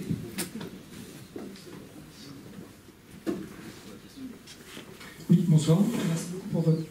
Merci beaucoup pour votre intervention. Vous avez parlé de nécessité de se regrouper dans la mondialisation aujourd'hui, et avec les pays d'Europe et de peuples européens. Qu'est-ce qui justifie, selon vous, qu'on se lie presque mécaniquement et pour toujours, puisque les traités, c'est pour toujours, sauf dans le cas britannique, par exemple, sauf si on en sort, avec des pays, finalement, sur une base... non, mais... Oui, d'accord, mais quand on signe, dans l'idée, c'est pour toujours. Il n'y a pas de durée autre. Oui, on supprime le mariage. C'est pour toujours et on sait que c'est pas pour toujours. Qu'est-ce qui justifie finalement qu'on se lie avec des pays sur une base purement géographique? J'ose pas imaginer que sur une base religieuse ou de couleur de peau. Pourquoi on a plus de liens, par exemple, avec l'Estonie qu'avec le Maroc, ou avec la Lituanie qu'avec le Sénégal, etc. Est-ce qu'il n'y a pas une espèce de... Enfin, moi, ça me pose question, voilà, une espèce de préférence communautaire, sous prétexte qu'on est sur le même bloc géologique. À titre d'exemple, par exemple, tout à l'heure, vous parliez, madame, des subventions européennes. En fait, c'est une subvention européenne, mais en fait, c'est de l'argent français qui revient à la France, parce que la France est contributrice nette. C'est pas mon propos, là, mais... À travers le budget de l'Union européenne, la France donne davantage d'argent à 20 pays européens qu'elle n'en donne à travers l'Agence française pour le développement à 44 pays d'Afrique. Je trouve qu'au XXIe siècle, ça pose un peu question, cette espèce d'entre-soi européen. Alors, il y a deux choses. D'abord, quand tu fais un espace souverain, il est lié géographiquement. Tu peux, et déjà, je veux dire, alors c'est vrai que la France se ment là-dessus, puisque la France, ça va jusqu'à la Guadeloupe, ça va jusqu'à... Bon, très bien. Mais, quand même, quand on parle de la France d'abord, on parle d'un espace géographique délimité. Et on rajoute après les ultramarins, etc. Donc, si aujourd'hui... ce qui est intéressant avec l'Europe, c'est l'Europe organise d'une certaine manière une liberté d'abord des citoyens, une liberté économique dans un espace commun. Maintenant, tu peux très bien t'attaquer à la politique de développement de l'Europe. Tu peux dire qu'il devrait, disons, dépenser plus de soutien au Sénégal, ça. Moi, je suis pour que toutes les dépenses de soutien économique, de développement économique en pays tiers soient organisées par l'Europe. Parce que d'abord, l'Europe paie plus et donne plus. Et deuxièmement, parce que je crois que... Je te donne un exemple. Ce que moi, je ne comprends pas aujourd'hui, ça c'est valable pour tous les États européens. Il y a un pays du Maghreb qui tente une expérience démocratique très difficile. C'est la Tunisie. La Tunisie a environ, avec tous les pays européens, mais aussi avec la France, environ 2 à 3 milliards de dettes. Je n'arrive pas à comprendre pourquoi on ne fasse pas un trait là-dessus, pour aider au développement d'une démocratie qui est un des exemples dont nous avons tous besoin, d'une démocratie dans un pays à majorité de musulmans. Et je trouve que c'est très important. Et je crois que l'Europe est prête à faire ça. Et ce sont les États qui ne sont pas prêts, dont la France. Bon, peut-être que si demain vous avez la majorité, vous ferez tout bien et que tout ira bien, mais c'est pas demain la veille. Donc il faut essayer de faire avec. Moi, je crois que c'est vrai qu'il faut améliorer les relations de l'Europe et de la France avec, par exemple, les pays africains, mais qu'un espace politique n'est pas un espace qui, parce que ça devient automatiquement, si tu as un espace qui n'est pas ensemble dans un espace démocratique, ça devient quelque chose de colonialiste ou d'impérialiste. Donc, il faut que le Maghreb trouve une unité, et c'est ça le problème. C'est-à-dire que l'Afrique du Nord, peut-être 2 ou 3 régions d'Inde, se constituent en force commune, comme l'Amérique latine essaye, mais avec toutes les crises et la corruption, c'est encore très difficile, essaye de se mettre ensemble pour qu'ils aient un espace commun. Mais c'est lié géographiquement. Et je trouve que c'est une abstraction parce que l'Europe, elle part aussi d'une histoire qui était très négative.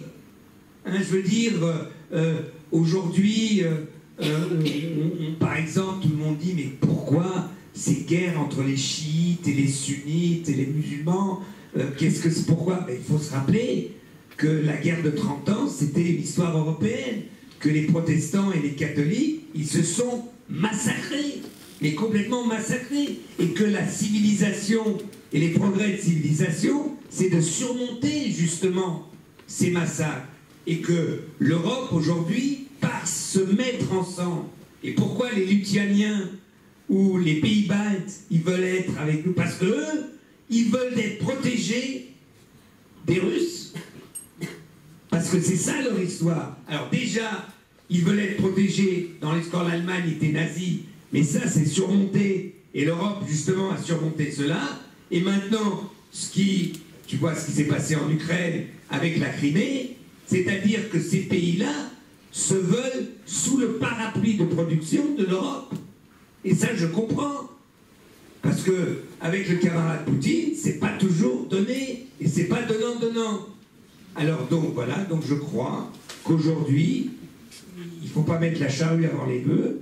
Oui, il faut créer un espace commun, et cet espace commun doit avoir d'autres rapports avec les pays du Maghreb, avec l'Afrique et avec d'autres pays, d'autres régions du monde. Mais en tant qu'Europe. Voilà, est-ce que les jeunes filles qui n'ont jamais voté encore, on fait une question groupée, comme ça, monsieur Combet, qui est court dans les réponses, ferait une réponse. Vous faites chacune une réponse? Une question? Non, on va faire la réponse.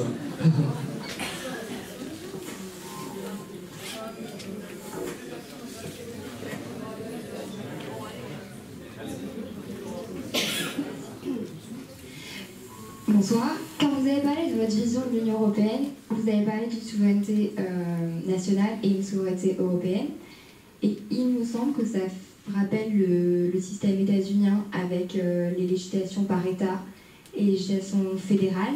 Et donc, j'aimerais bien savoir si la finalité de votre projet, c'est de reproduire le modèle américain, et si c'est pas le cas, parce que c'est là aussi que j'ai mal compris, du coup, m'expliquer la différence.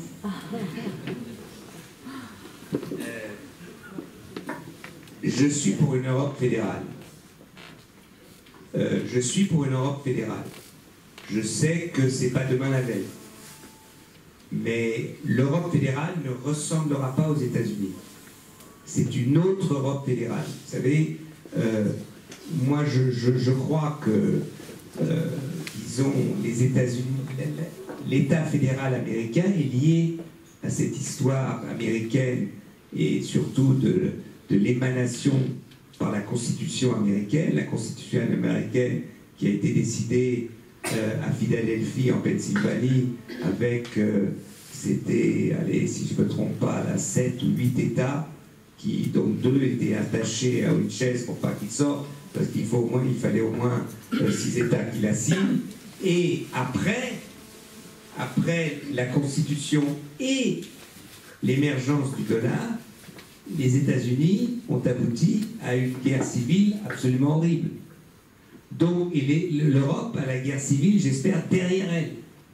Donc, l'évolution d'une Europe fédérale telle que moi je la souhaite, mais là, que tous ceux qui ne sont pas pour n'ayez pas peur, je suis ultra minoritaire aujourd'hui, mais je crois que l'essence même de la construction européenne doit nous amener à une Europe fédérale.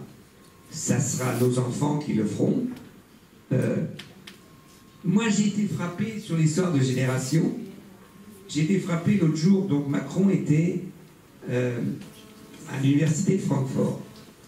Et il parlait avec des étudiants. Alors, il y a une étudiante qui lui a dit « Écoutez, voilà, moi, mes parents sont d'origine algérienne et marocaine. Je suis Erasmus à Francfort. Et là, j'ai découvert quelque chose. Je suis française. J'ai découvert que mon identité, c'était française. Et ce qui était intéressant, c'était que les jeunes Allemands d'origine turque ne se sentent pas allemands. Et ils ont discuté comme ça. Et à un moment, Macron lui dit, c'est à notre génération de faire évoluer ça. Et moi, je le regarde. Mais oui, il a à peine 15 ans de plus que l'étudiant, il en a 28 de moins que moi. Donc il a raison de dire c'est à notre génération et pas à nous. Et donc je crois que c'est ces générations-là qui vont faire, disons, l'Europe fédérale. J'ai oublié un truc, parce que oui, sur Erasmus. Moi, il y a une chose dont je rêve en Europe. Erasmus, c'est quelque chose de formidable. Il y a 300 000, 400 000 étudiants, mais c'est quelque chose pour une élite des étudiants. Donc, ce qui est proposé aujourd'hui, c'est un Erasmus, renforcer l'Erasmus, renforcer pour les apprentis, pour les jeunes ouvriers, et ce qui a été dit, de proposer que tout jeune Français, jusqu'à 25 ans, doit avoir eu la possibilité de passer 6 mois dans un autre pays européen, quel qu'il soit. Et vous savez ce qui est formidable avec la génération Erasmus, si ça se généralise, si vous prenez les expériences Erasmus, il y a environ 20 à 30% des jeunes femmes ou hommes Erasmus qui ont été dans un autre pays, qui ont épousé quelqu'un d'un autre pays. Alors, je vous fais la démonstration suivante. Vous êtes une jeune Hollandaise d'origine turque, et ses parents sont là, qui est né en Hollande, fait des études de droit, et va passer 1 an à Montpellier. À Montpellier, elle rencontre un jeune homme d'origine maghrébine, qui fait des études de médecine. Ils se marient, ils ont des enfants. Ces enfants, c'est pour arriver à l'Europe fédérale. Ces enfants, ils sont quoi? Ils sont hollandais? Non. Ils sont turcs? Non. Ils sont français? Non. Ils sont maghrébins, algériens, marocains? Non. Qu'est-ce qu'ils sont? Ils sont européens. Et moi, je crois que si vous généralisez les jeunes partant en Europe, eh bien, il y a des générations d'Européens qui vont pousser dans toute l'Europe. Et cette génération d'Européens, ils vont pousser vers l'Europe fédérale parce que ce sera leur identification en fonction de leur vécu et de leur vie.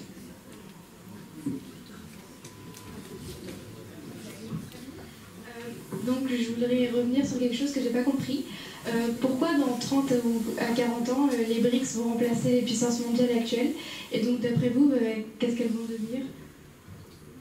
Je n'ai pas dit les BRICS vont remplacer, mais les BRICS vont se développer économiquement, qu'ils seront beaucoup plus forts économiquement que l'Allemagne seule, que la France seule, etc. Si vous projetez les possibilités d'évolution, vous prenez l'Inde aujourd'hui, de toute façon, à côté de l'Inde, l'Allemagne ou la France, c'est rien. La Chine, c'est rien.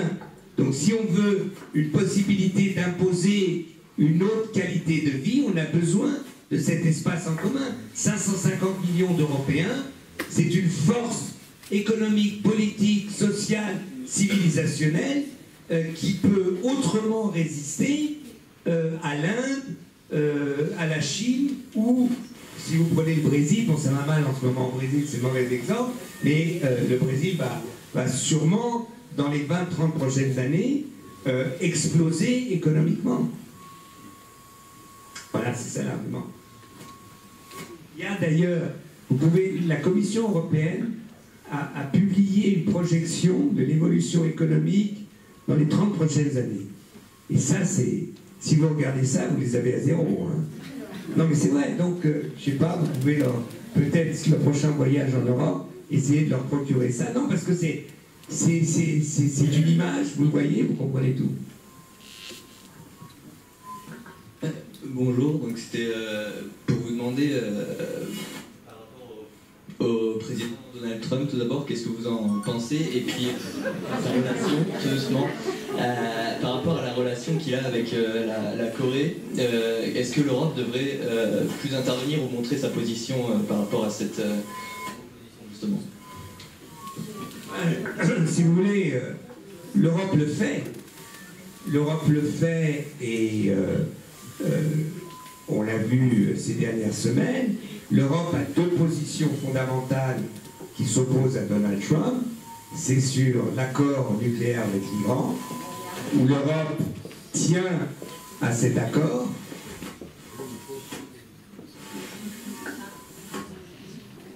Ok ? L'Europe tient à cet accord, et donc les Américains ne peuvent pas unilatéralement, ça n'a aucun... juridiquement, ça ne tient pas sortir de l'accord de l'Iran, et c'est lié avec la Corée du Nord. Si vous voulez sortir de la crise par la négociation avec la Corée du Nord, si vous dénoncez l'accord avec l'Iran, la Corée du Nord dit « c'est pas la peine de négocier avec vous, de toute façon vous faites ce que vous voulez ». Donc pour les Européens, c'est fondamental de tenir l'accord avec l'Iran et de pousser les Américains. Et aujourd'hui, il y a de fortes pressions de gouvernements européens, de députés européens vers le Congrès américain pour essayer que le Congrès impose justement une négociation à Trump sur la Corée du Nord. Mais cette négociation n'est que possible que si vous tenez avec l'accord avec l'Iran. Sinon, personne ne va nous croire. Bonsoir. Vous citiez Erasmus en exemple pour les générations de jeunes Européens. Est-ce que vous ne pensez pas que les jeunes Européens sont déjà là pour ceux qui sont par exemple nés après 2001, qui ont toujours, comme vous disiez, payé en euros? Est-ce que nous, d'ailleurs il y en a ici, nous ne sommes pas déjà des jeunes Européens? Ah si, absolument, ça c'est... Je me suis mal exprimé, oui. Moi je crois que c'est vrai que beaucoup de jeunes, pour eux, l'Europe c'est quelque chose qui est au fond de leur existence. L'avantage, ou ce qu'il faut aller plus loin, c'est que je voudrais que tous les jeunes aient la possibilité de découvrir l'Europe, de découvrir des pays européens, d'aller travailler dans d'autres pays européens, d'apprendre dans les... voilà, c'est ça que je veux dire. C'est augmenter, si tu veux, la dimension cognitive de l'Europe. Il y a évidemment, par exemple, moi je crois que pour les jeunes, une des capitales de l'Europe, et pour les jeunes européens, c'est Berlin. C'est absolument extraordinaire. Si vous vous baladez dans Berlin, vous avez vraiment toute l'Europe. Les jeunes qui sont... c'est un des centres culturels de l'Europe. Et que les jeunes... je ne sais pas si vous avez déjà été à Berlin, mais ça vaut le coup. Ça vaut vraiment le coup. Donc voilà, donc le prochain voyage, allez à Berlin. Hein, voilà. Et comme ça, je vous rendrai possible d'aller au Bundestag et voir les pas. Voilà. D'accord? Ok. Donc voilà, c'est vrai, vous avez raison. Il existe déjà dans la jeunesse une identité européenne, mais on peut la faire, on peut la rendre encore plus dynamique.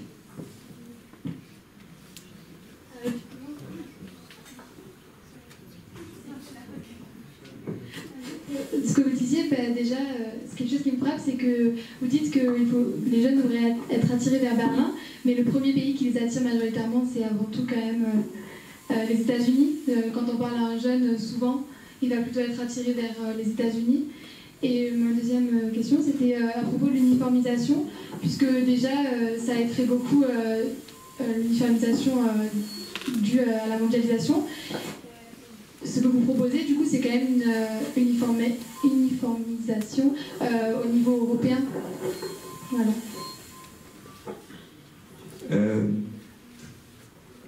Je crois pas. J'ai parlé tout à l'heure du parapluie. Le parapluie européen, c'est pas que tout le monde ait les mêmes parapluies. Le parapluie européen protège. Je te donne un exemple sur le cinéma. Je prends le cinéma comme exemple. Aujourd'hui, le cinéma dominant, c'est le cinéma américain. C'est évident. Les Américains, s'ils produisent un film, et je ne veux pas dire que le cinéma américain est toujours mauvais, ils ont fait des choses horribles et de très très grands films. Donc c'est pas ça. Mais le cinéma américain, s'ils vendent, ils distribuent leurs films dans tous les États-Unis, ils ont réussi leur coup. Et tout ce qu'ils vendent dans le monde, c'est les bénéfices. Moi, ce que je veux, c'est que les cinémas des pays européens aient l'espace européen et que l'Europe les aide à distribuer pour que justement ils puissent développer, on puisse développer ce cinéma. Pourquoi c'est si important ce cinéma? Parce que le cinéma, ça fait notre identité, ça fait notre histoire. Et moi, j'ai toujours été choqué que, par exemple, les contes pour enfants, ce sont des contes européens. Qui les a mis en scène? Les Américains. C'est pas logique. C'est notre histoire. Donc moi, je veux que l'Europe permette de protéger non pas un cinéma européen, mais les cinémas des Européens, parce qu'ils exprimeront nos émotions, les différences de nos émotions, de nos visions du monde, de l'amour, de la haine, etc. S'il n'y a qu'un cinéma dominant, c'est la fin de la démocratie au niveau planétaire. Donc c'est le contraire de l'uniformisation que moi je défends. Je défends l'unité dans la diversité, donc de garantir la diversité. Et la diversité, tu ne la garantis qu'avec une protection européenne, sinon c'est le rouleau compresseur d'Hollywood qui va tout prendre. Moi j'ai un exemple très concret sur la protection par rapport à quelque chose de très local. Parce qu'on parle toujours d'uniformisation, de globalisation, avec notamment sur les denrées alimentaires. Or, l'Europe, depuis sa création, protège les particularités locales. Et les particularités locales, il y a un pays qui l'a mis en équation avec les appellations d'origine contrôlée, c'est la France. C'est un système un petit peu complexe qui dit telle parcelle cadastrale peut produire du pic Saint-Loup si c'est produit de telle façon, et il y a une valeur ajoutée, et on ne peut pas tricher, et il y a une protection. Donc pic Saint-Loup ici, mais Champagne, mais Margaux, mais Saint-Émilion, des noms très très connus. Et en fait aujourd'hui, la protection de ces signes de qualité est faite par l'Europe.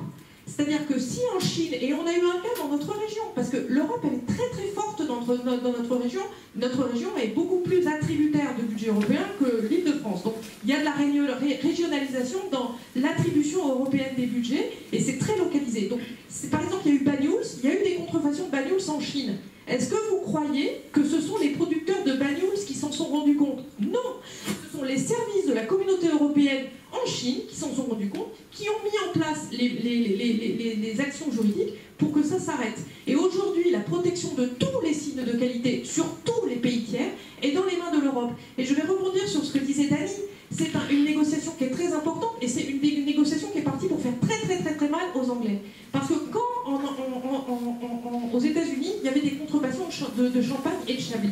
Et la France, bien entendu, voulait que ça s'arrête, ces contrefaçons de champagne et de chablis. Sauf que l'accord pour vendre, il était avec l'Europe, et du coup, les États-Unis qui avaient envie de vendre en Europe ont accepté de protéger les signes de qualité français. S'il n'y avait pas la taille du marché européen, jamais ils n'auraient protégé ces signes de qualité français. Donc il faut bien se rendre compte qu'un parapluie, parce qu'on est ensemble et qu'on a un gros marché de consommation, ça ne veut pas dire, et il ne faut pas que vous écoutiez les gens qui vous disent ça, ça ne veut pas dire une uniformisation. Voilà. Et après, si vous êtes des Européens et des jeunes Européens, j'en suis ravie. Je vous donne rendez-vous en 2019, il y a les élections européennes. Et ne faisons pas un bis du Brexit. Le Brexit, c'est parce que les jeunes n'ont pas été votés, il ne faut quand même pas l'oublier.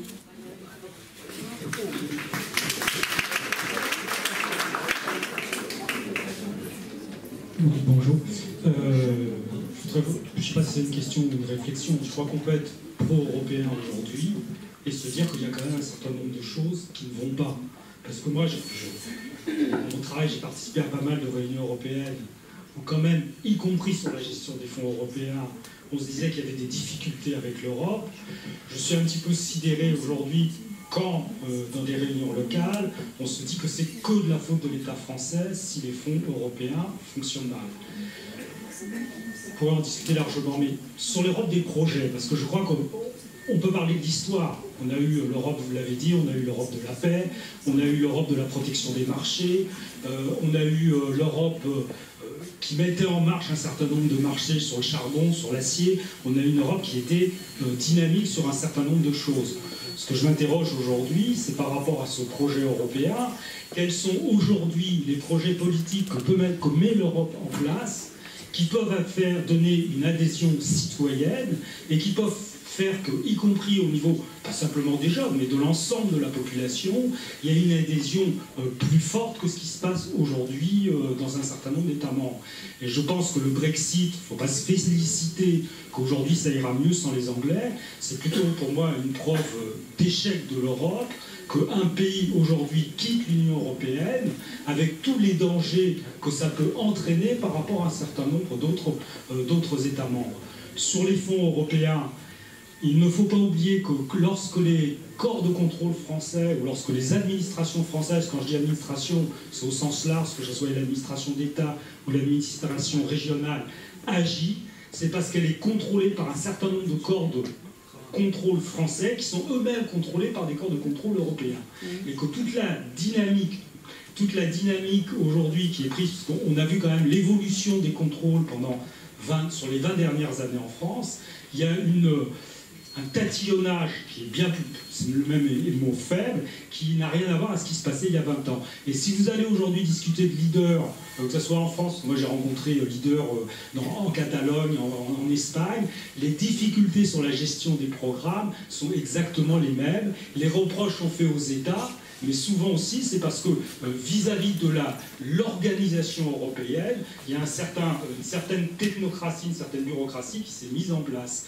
Et aujourd'hui, quand on discute avec la Commission, alors la Commission ne se réduit pas qu'au président, aux hautes instances de la Commission, mais quand vous mettez en place aujourd'hui les programmes européens avec les représentants de la Commission européenne dans les États membres, vous êtes plus en face avec des gens qui vous parlent d'indicateurs, de variables de fonctionnement, que des gens qui mettent en place des politiques européennes.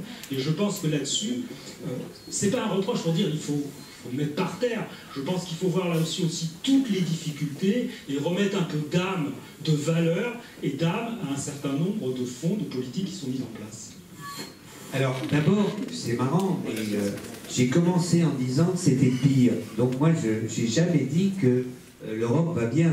Hein. Je ne sais pas, peut-être que j'ai parlé en allemand au début et c'est pour ça que tu n'as pas compris, mais j'ai exactement dit ça.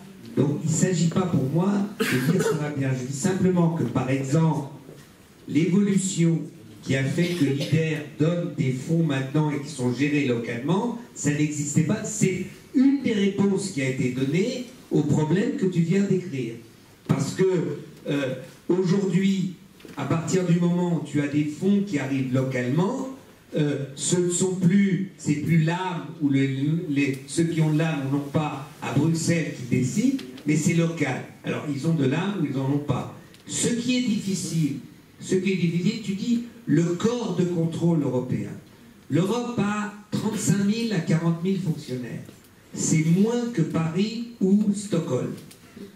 Donc arrêtez de me dire qu'ils peuvent contrôler quoi que ce soit dans un pays. Ce qu'ils prennent, ils prennent les informations des pays et ils analysent. Mais qu'est-ce qu'on reproche à l'Europe? C'est que pendant des années, il y a des agriculteurs de Sicile qui ont pu déclarer ceci et cela alors que rien n'existait. Et on dit, mais l'Europe aurait dû contrôler. Non, c'est l'Italie qui aurait dû contrôler.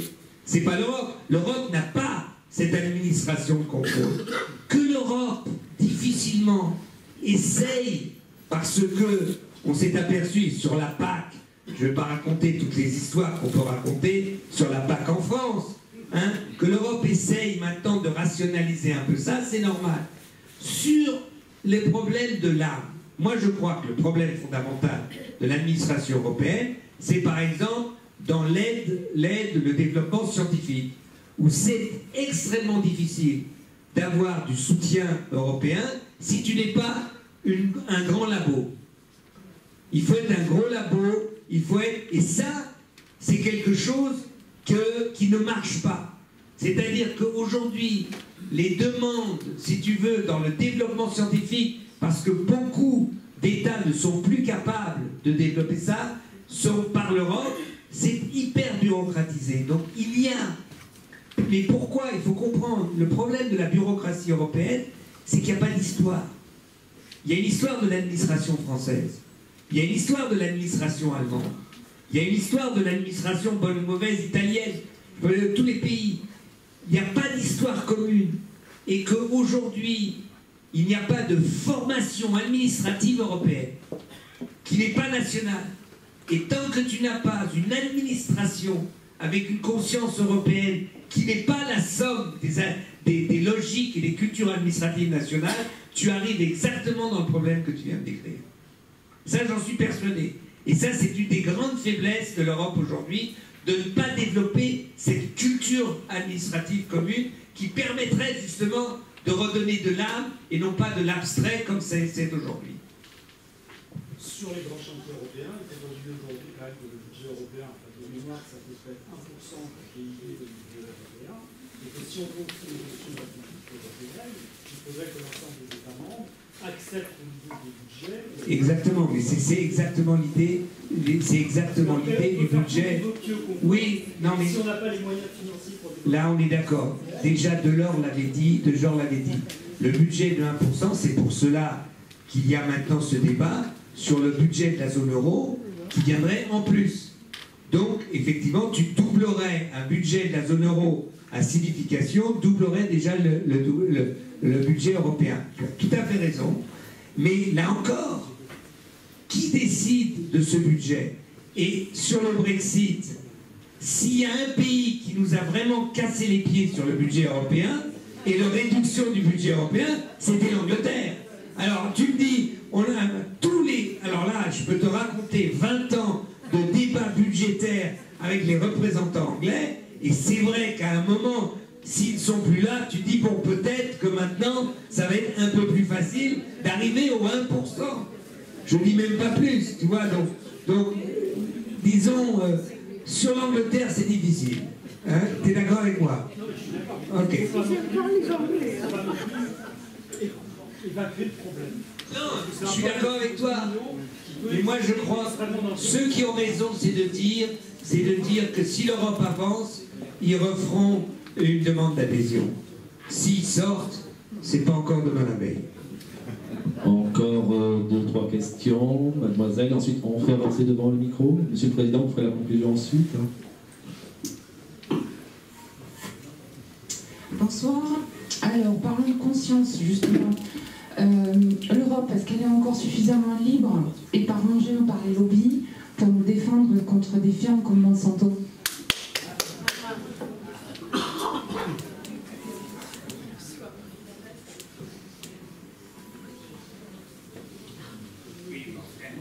L'Allemagne vient de dire que de toute façon, elle s'abstenait, donc il n'y aura pas la majorité sur le glyphosate.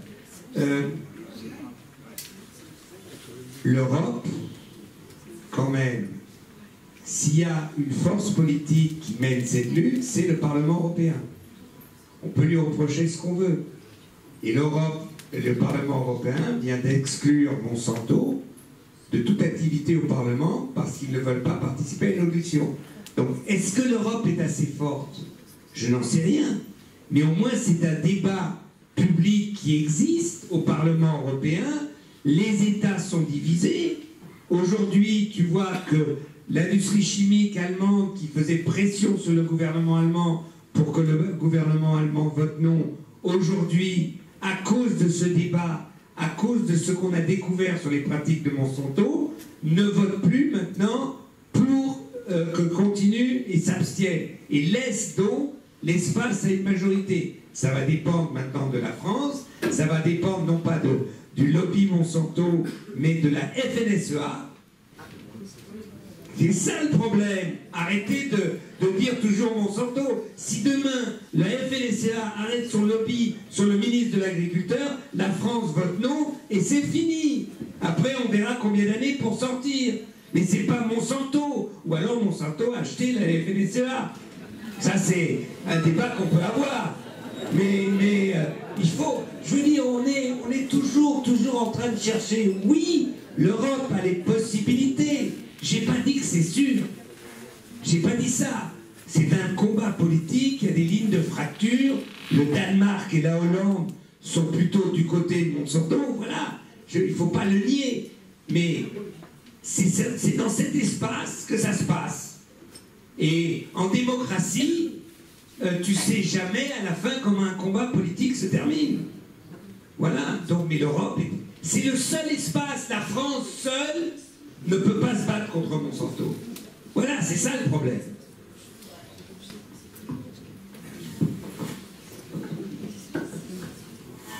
Bonsoir.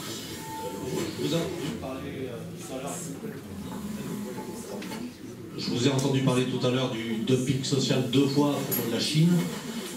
J'aimerais que vous nous parliez, vous exposiez vos positions sur le dumping social actuel intra-Europe, à savoir peut-être... Au Mapel, j'ai entendu l'an dernier sur un chantier par des Slovènes. Est-ce que vous considérez que c'est un dumping social interne à l'Europe? Et si oui, si vous considérez que c'est un dumping social, quel est votre embryon de solution? Alors, d'abord, moi, que quelqu'un parle slovène au Mapel, ça ne me dérange pas. Je ne vois pas, dans le temps, il y en avait qui faisaient la récolte, les récoltes des Espagnols, ils parlaient espagnol, c'est pas ça le problème. C'est pas la langue qu'ils parlent qui est le problème. Ouais, non, mais c'est parce que vous l'avez posé comme ça. Est-ce que ça me dérange qu'un Slovène parle au Matel? Oui, alors, vous avez quand même, je ne sais pas si vous suivez, mais vous avez un forcing incroyable pour la réforme de la directive sur les travailleurs détachés. C'est vraiment au centre du débat en ce moment. Et là encore, les choses avancent. Déjà, la Commission avait fait une proposition qui changeait beaucoup de choses. Le gouvernement français a dit ça va pas assez loin. Ils ont bloqué le vote et ça va se passer maintenant dans les semaines à venir. C'est au centre du débat, il y a quelque chose qui est fondamental, c'est le travail fait ici, il ne peut pas y avoir de dumping, que tu dis intra-européen, que ce soit les Slovènes, les Polonais, ou je ne sais pas quoi. Il y a un deuxième problème derrière. Moi, j'ai raconté que j'ai fait un film, j'ai tourné un documentaire sur la France, et j'étais, par exemple, à Saint-Nazaire, construction navale. Et là, vous voyez les soudeurs, ils parlaient tous roumain. Et donc, j'ai demandé, ils gagnaient exactement comme les Français. Ils étaient très bien payés. Il n'y a pas. Et là, je me suis aperçu, dans des petites entreprises, j'en ai vu une à Grenoble, ou Air Liquide, partout, ils te disent la même chose, on ne trouve pas de soudeurs. En France, les jeunes ne veulent pas devenir des soudeurs. Et qu'aujourd'hui, il y a dans l'industrie française, dans ceux qui proposent, le fait qu'il y ait des soudeurs roumains qui vont sur les chantiers en France ou en Italie dans les bateaux, c'est le fait que la Roumanie, pour des raisons XY, a ses soudeurs, par exemple, ou d'autres pays que n'ont pas la France. Le problème de la formation est un problème fondamental. Tu l'as dit tout à l'heure sur ce qui est sur la région, mais c'est tous les artisans aujourd'hui, la formation d'artisans est délaissée par une part. On a laissé la formation partir en couille, pour le dire exactement, et que les jeunes ne veulent plus. Et donc si tu trouves dans certains métiers des Européens qui travaillent ici, c'est des fois à cause du dumping, et c'est des fois à cause du manque justement de cette forme de travail qui n'existe pas en France. Les deux sont vrais. Donc il faut mettre les deux ensemble. Et je trouve pas normal que qu'on ait mis 25 ans à comprendre que la formation en France est vraiment très mal faite. Qu'on ait mis aussi longtemps, qu'on n'ait pas... Je n'arrive ça... Et ça, c'est pas la faute de l'Europe.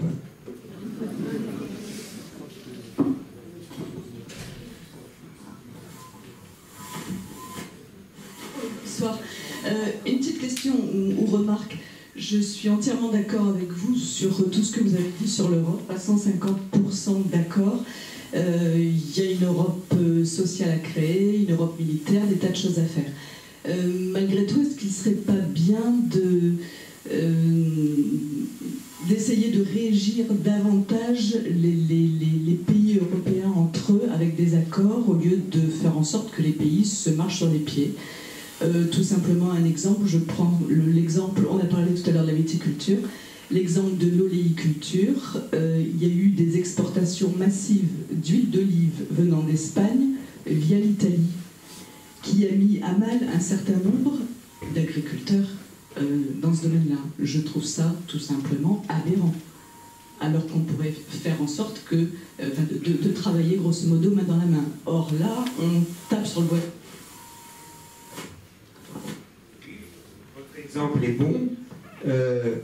Les olives grecques sont transformées en huile en Italie. Ça aussi, c'est un problème. Hein? Et c'est vrai.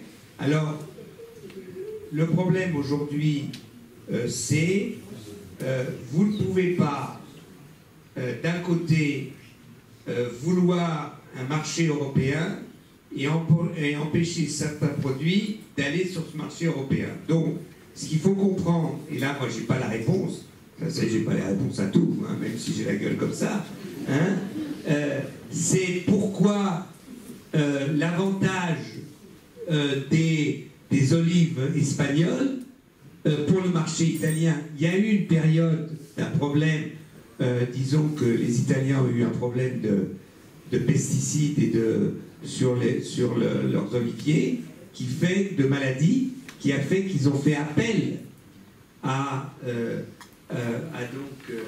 des productions d'Espagne ou même de Grèce, et qu'après ils n'ont pas réussi à revenir en arrière. Mais vous avez raison, la solution, pour moi, elle ne peut pas être d'empêcher, parce que il y a d'autres produits qui viennent d'Italie qui sont vendus en Espagne. Et alors les Espagnols diront, ben ça on ne veut pas. C'est là où il y a une difficulté. C'est tout le problème du marché agricole européen. Comment vous en faites un espace qui fonctionne pour tout le monde. Mais c'est pas que tout le monde se marche sur les pieds. C'est à partir du moment où vous avez cet espace commun. Les Italiens aussi, ils vendaient leurs olives en France. Et que ça mettait à mal, ils mettaient à mal, par exemple, la production grecque. Et donc, là, trouver la solution, je ne l'ai pas ce soir. Moi, j'ai une question là-dessus pour Dany, parce que c'est vrai qu'au niveau des produits agricoles européens, on a certaines filières qui sont en difficulté en France, l'élevage. On a d'ailleurs en ce moment des pénuries de beurre, je ne sais pas si vous avez remarqué, ces pénuries de beurre en France sont liées au fait qu'on a de moins en moins d'éleveurs qui produisent du beurre, parce que comme ils ne s'en sortent pas avec le lait, ils ne s'en sortent pas avec le beurre, ils font du fromage. Et donc à un moment donné, ça peut poser sur certaines filières des problèmes d'autonomie alimentaire ou d'autosuffisance alimentaire qui sont graves. Et moi, j'ai du mal à entendre qu'on fait des traités internationaux où on traite ces filières-là de la même façon. Et donc, est-ce que c'est du domaine du possible qu'au niveau européen, on se dise, est-ce que c'est possible qu'il y ait des filières qui soient stabilo-bossées en rouge, alerte rouge sur... Nous, par exemple, la filière élevage, on en a un besoin critique pour la lutte contre l'incendie. Franchement, les moutons, tout ça, on a vraiment besoin. On est 47 000 habitants. Les bergers du territoire, je les connais tous. Ça veut dire qu'on en a moins que les doigts de la main. Donc c'est une profession qui est en voie d'extinction. Donc qu'est-ce qu'on fait? Et est-ce qu'au niveau européen, on peut réussir à se dire, est-ce qu'on peut mettre des filières un peu protégées sur des matières premières agricoles nécessaires pour l'alimentation?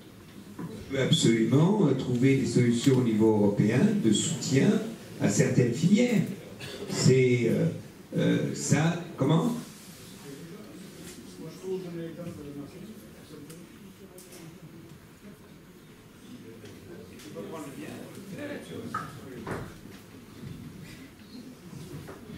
Ça se fait déjà, hein, les aides. Moi, je peux prendre un exemple sur ma commune. Tu disais, puisque tu connais les bergers, j'en avais un qui faisait de l'élevage mouton, 200 moutons. Il était berger comme moi je suis musicien, la même chose, puisque c'est quand même un métier. Et tout simplement, il a décidé d'arrêter l'élevage de moutons parce qu'il a eu des aides de l'Europe pour avoir des vaches. Il a 30 vaches à l'heure actuelle. Pourquoi? Parce qu'il a eu des aides de l'Europe. Alors, est-ce qu'il est normal que dans une commune comme la nôtre, on ait des vaches? Alors que, tu le disais très justement, on a besoin des moutons pour protéger nos forêts, pour les broussailler, parce que c'est pas les vaches qui les broussaillent. Donc, là, je ne comprends plus rien. Je ne comprends plus rien. Voilà. Savoir, mais j'en sais rien, c'est à quel niveau ça a été décidé de le subventionner sur des vaches. Je suis prêt à mettre 10 € que ça vient pas de l'Europe. Tu vois, parce que le problème, il est là. Il y a des subventions pour la PAC. Les subventions pour la PAC sont gérées au niveau national. Et comme il peut y avoir quelqu'un qui se dit, hein, mais il y a un problème de vache, hein, tu viens de faire le discours. Donc, s'il y a un type là, il va faire des vaches comme ça, voilà, on va pas résoudre le problème, mais on s'attaque à ce problème. Parce qu'ils n'ont pas demandé au maire de la commune, mais de quoi on a besoin, vous avez besoin dans la région. Mais ça, alors là vraiment, je maintiens, c'est l'administration française. Hein? Et je veux dire, c'est ça le problème. C'est-à-dire qu'on ne peut pas, je veux dire, c'est évident.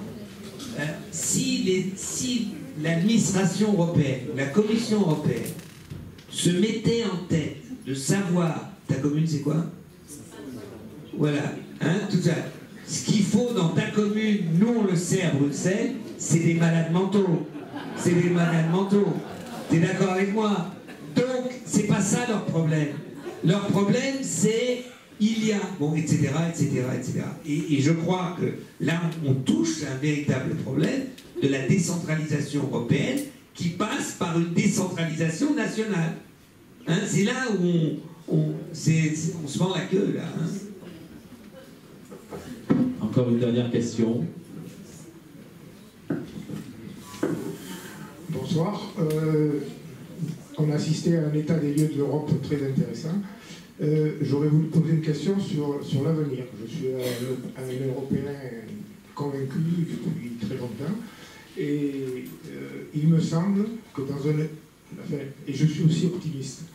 Donc, il me semble que dans la période qu'on est en train de vivre, il y a quand même des opportunités, on en a parlé, le Brexit, les élections américaines, qui font qu'il y aurait une tendance un petit peu à se regrouper pour faire front. L'expansionnisme aussi de la Russie. Est-ce que, pour rebondir sur cette situation, la solution dont on a souvent entendu parler de faire une Europe à deux vitesses, c'est-à-dire que les nations qui ont des convergences sur un avenir et à mettre en place, qui sont prêtes à le mettre en place rapidement, est-ce que tu penses qu'elles vont pouvoir le faire, ou est-ce que c'est possible, ou est-ce que c'est envisageable ou pas envisageable? Alors, moi je crois que pour en parler, disons la chose suivante, moi je suis très traditionnaliste là-dessus. Je crois que l'Europe n'avancera que si la France et l'Allemagne arrivent à se mettre d'accord. C'est une des choses fondamentales. Ça ne suffit pas. La France et l'Allemagne ne peuvent et ne doivent pas imposer quoi que ce soit. Mais la dynamique européenne est lancée que si ces deux pays prennent l'initiative. Et à partir de là, il y aura des pays qui suivront. Ça me rappelle le début, c'est l'Europe, quand l'euro a été lancé. La France et l'Allemagne ont décidé de l'euro. Quelques pays ont dit tout de suite oui. Kohl avait dit mais 5 ou 6, pas plus. Et puis on s'est aperçu que tout le monde s'est dit c'est là que ça va se passer. Et donc les Grecs, les Espagnols, tout le monde a voulu rentrer dans l'euro. Parce qu'ils beaucoup, pas tous les pays nordiques. Et je crois que si la France et l'Allemagne développent par exemple sur la fiscalité, une convergence sur la fiscalité, ça attirera d'autres pays. Et c'est comme ça que l'Europe va avancer, disons, à plusieurs vitesses, dans le sens qu'il y en a qui doivent commencer. Si on attend que tout le monde décide oui, ça ne marche pas, ça n'avance pas. Et donc, voilà, je suis persuadé, et on verra maintenant la coalition qui va se mettre en place en Allemagne, c'est pas évident, c'est pas décidé, mais je suis sûr que à partir après, disons, le gouvernement allemand, il sera là en décembre ou en janvier, on aura une multitude d'initiatives franco-allemandes qui lanceront une Europe à plusieurs vitesses, c'est-à-dire que des pays des États membres mettront un certain temps à rejoindre une dynamique qui se sera enclenchée. Je crois que c'est absolument comme ça que ça doit fonctionner.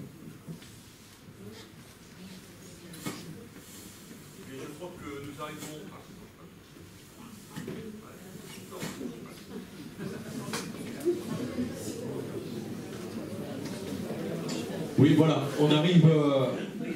Ah ouais, d'accord. Bon. On arrive au terme de cette soirée, de cette conférence. Je voudrais qu'on applaudisse fortement notre auditeur de ce soir. Merci beaucoup.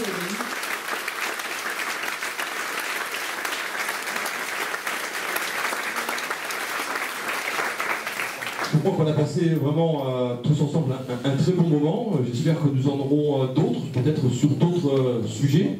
Je crois que ce concept de conférence, en tous les cas, a l'air de plaire beaucoup. C'est vrai qu'aujourd'hui, on avait quand même la chance d'avoir un bel orateur et surtout un homme d'expérience sur ces questions qui nous travaillent tous l'esprit, cette Europe, cette fameuse Europe, qui est au cœur de beaucoup de discussions et de débats, pas seulement au moment des renouvellements électifs, mais aussi, je dirais, presque dans notre quotidien. Donc merci en tous les cas, Dany, pour tes éclairages, pour ta vision aussi, j'ai envie de dire, ambitieuse et puis toujours positive, en tous les cas, de ce que l'Europe pourrait apporter à nous, Français, et à l'ensemble des pays qui la composent.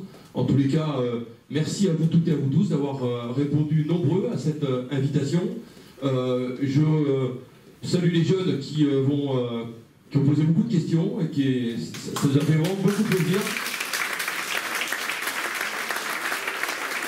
Voilà, ce sont des jeunes qui ont fait ces 2 dernières années donc les séjours pour l'Europe. Donc vous voyez que ça les intéresse fortement. J'espère que le séjour qu'on aura la semaine prochaine sera tout aussi enrichissant. Et puis je terminerai par remercier mes 2 camarades qui sont sur la tribune avec moi, l'ensemble de mes camarades maires, élus du territoire, madame la conseillère régionale, messieurs les consuls, et puis les services de la communauté pour avoir organisé cette soirée. Merci à vous toutes et à vous tous, mesdames et messieurs, et belle soirée.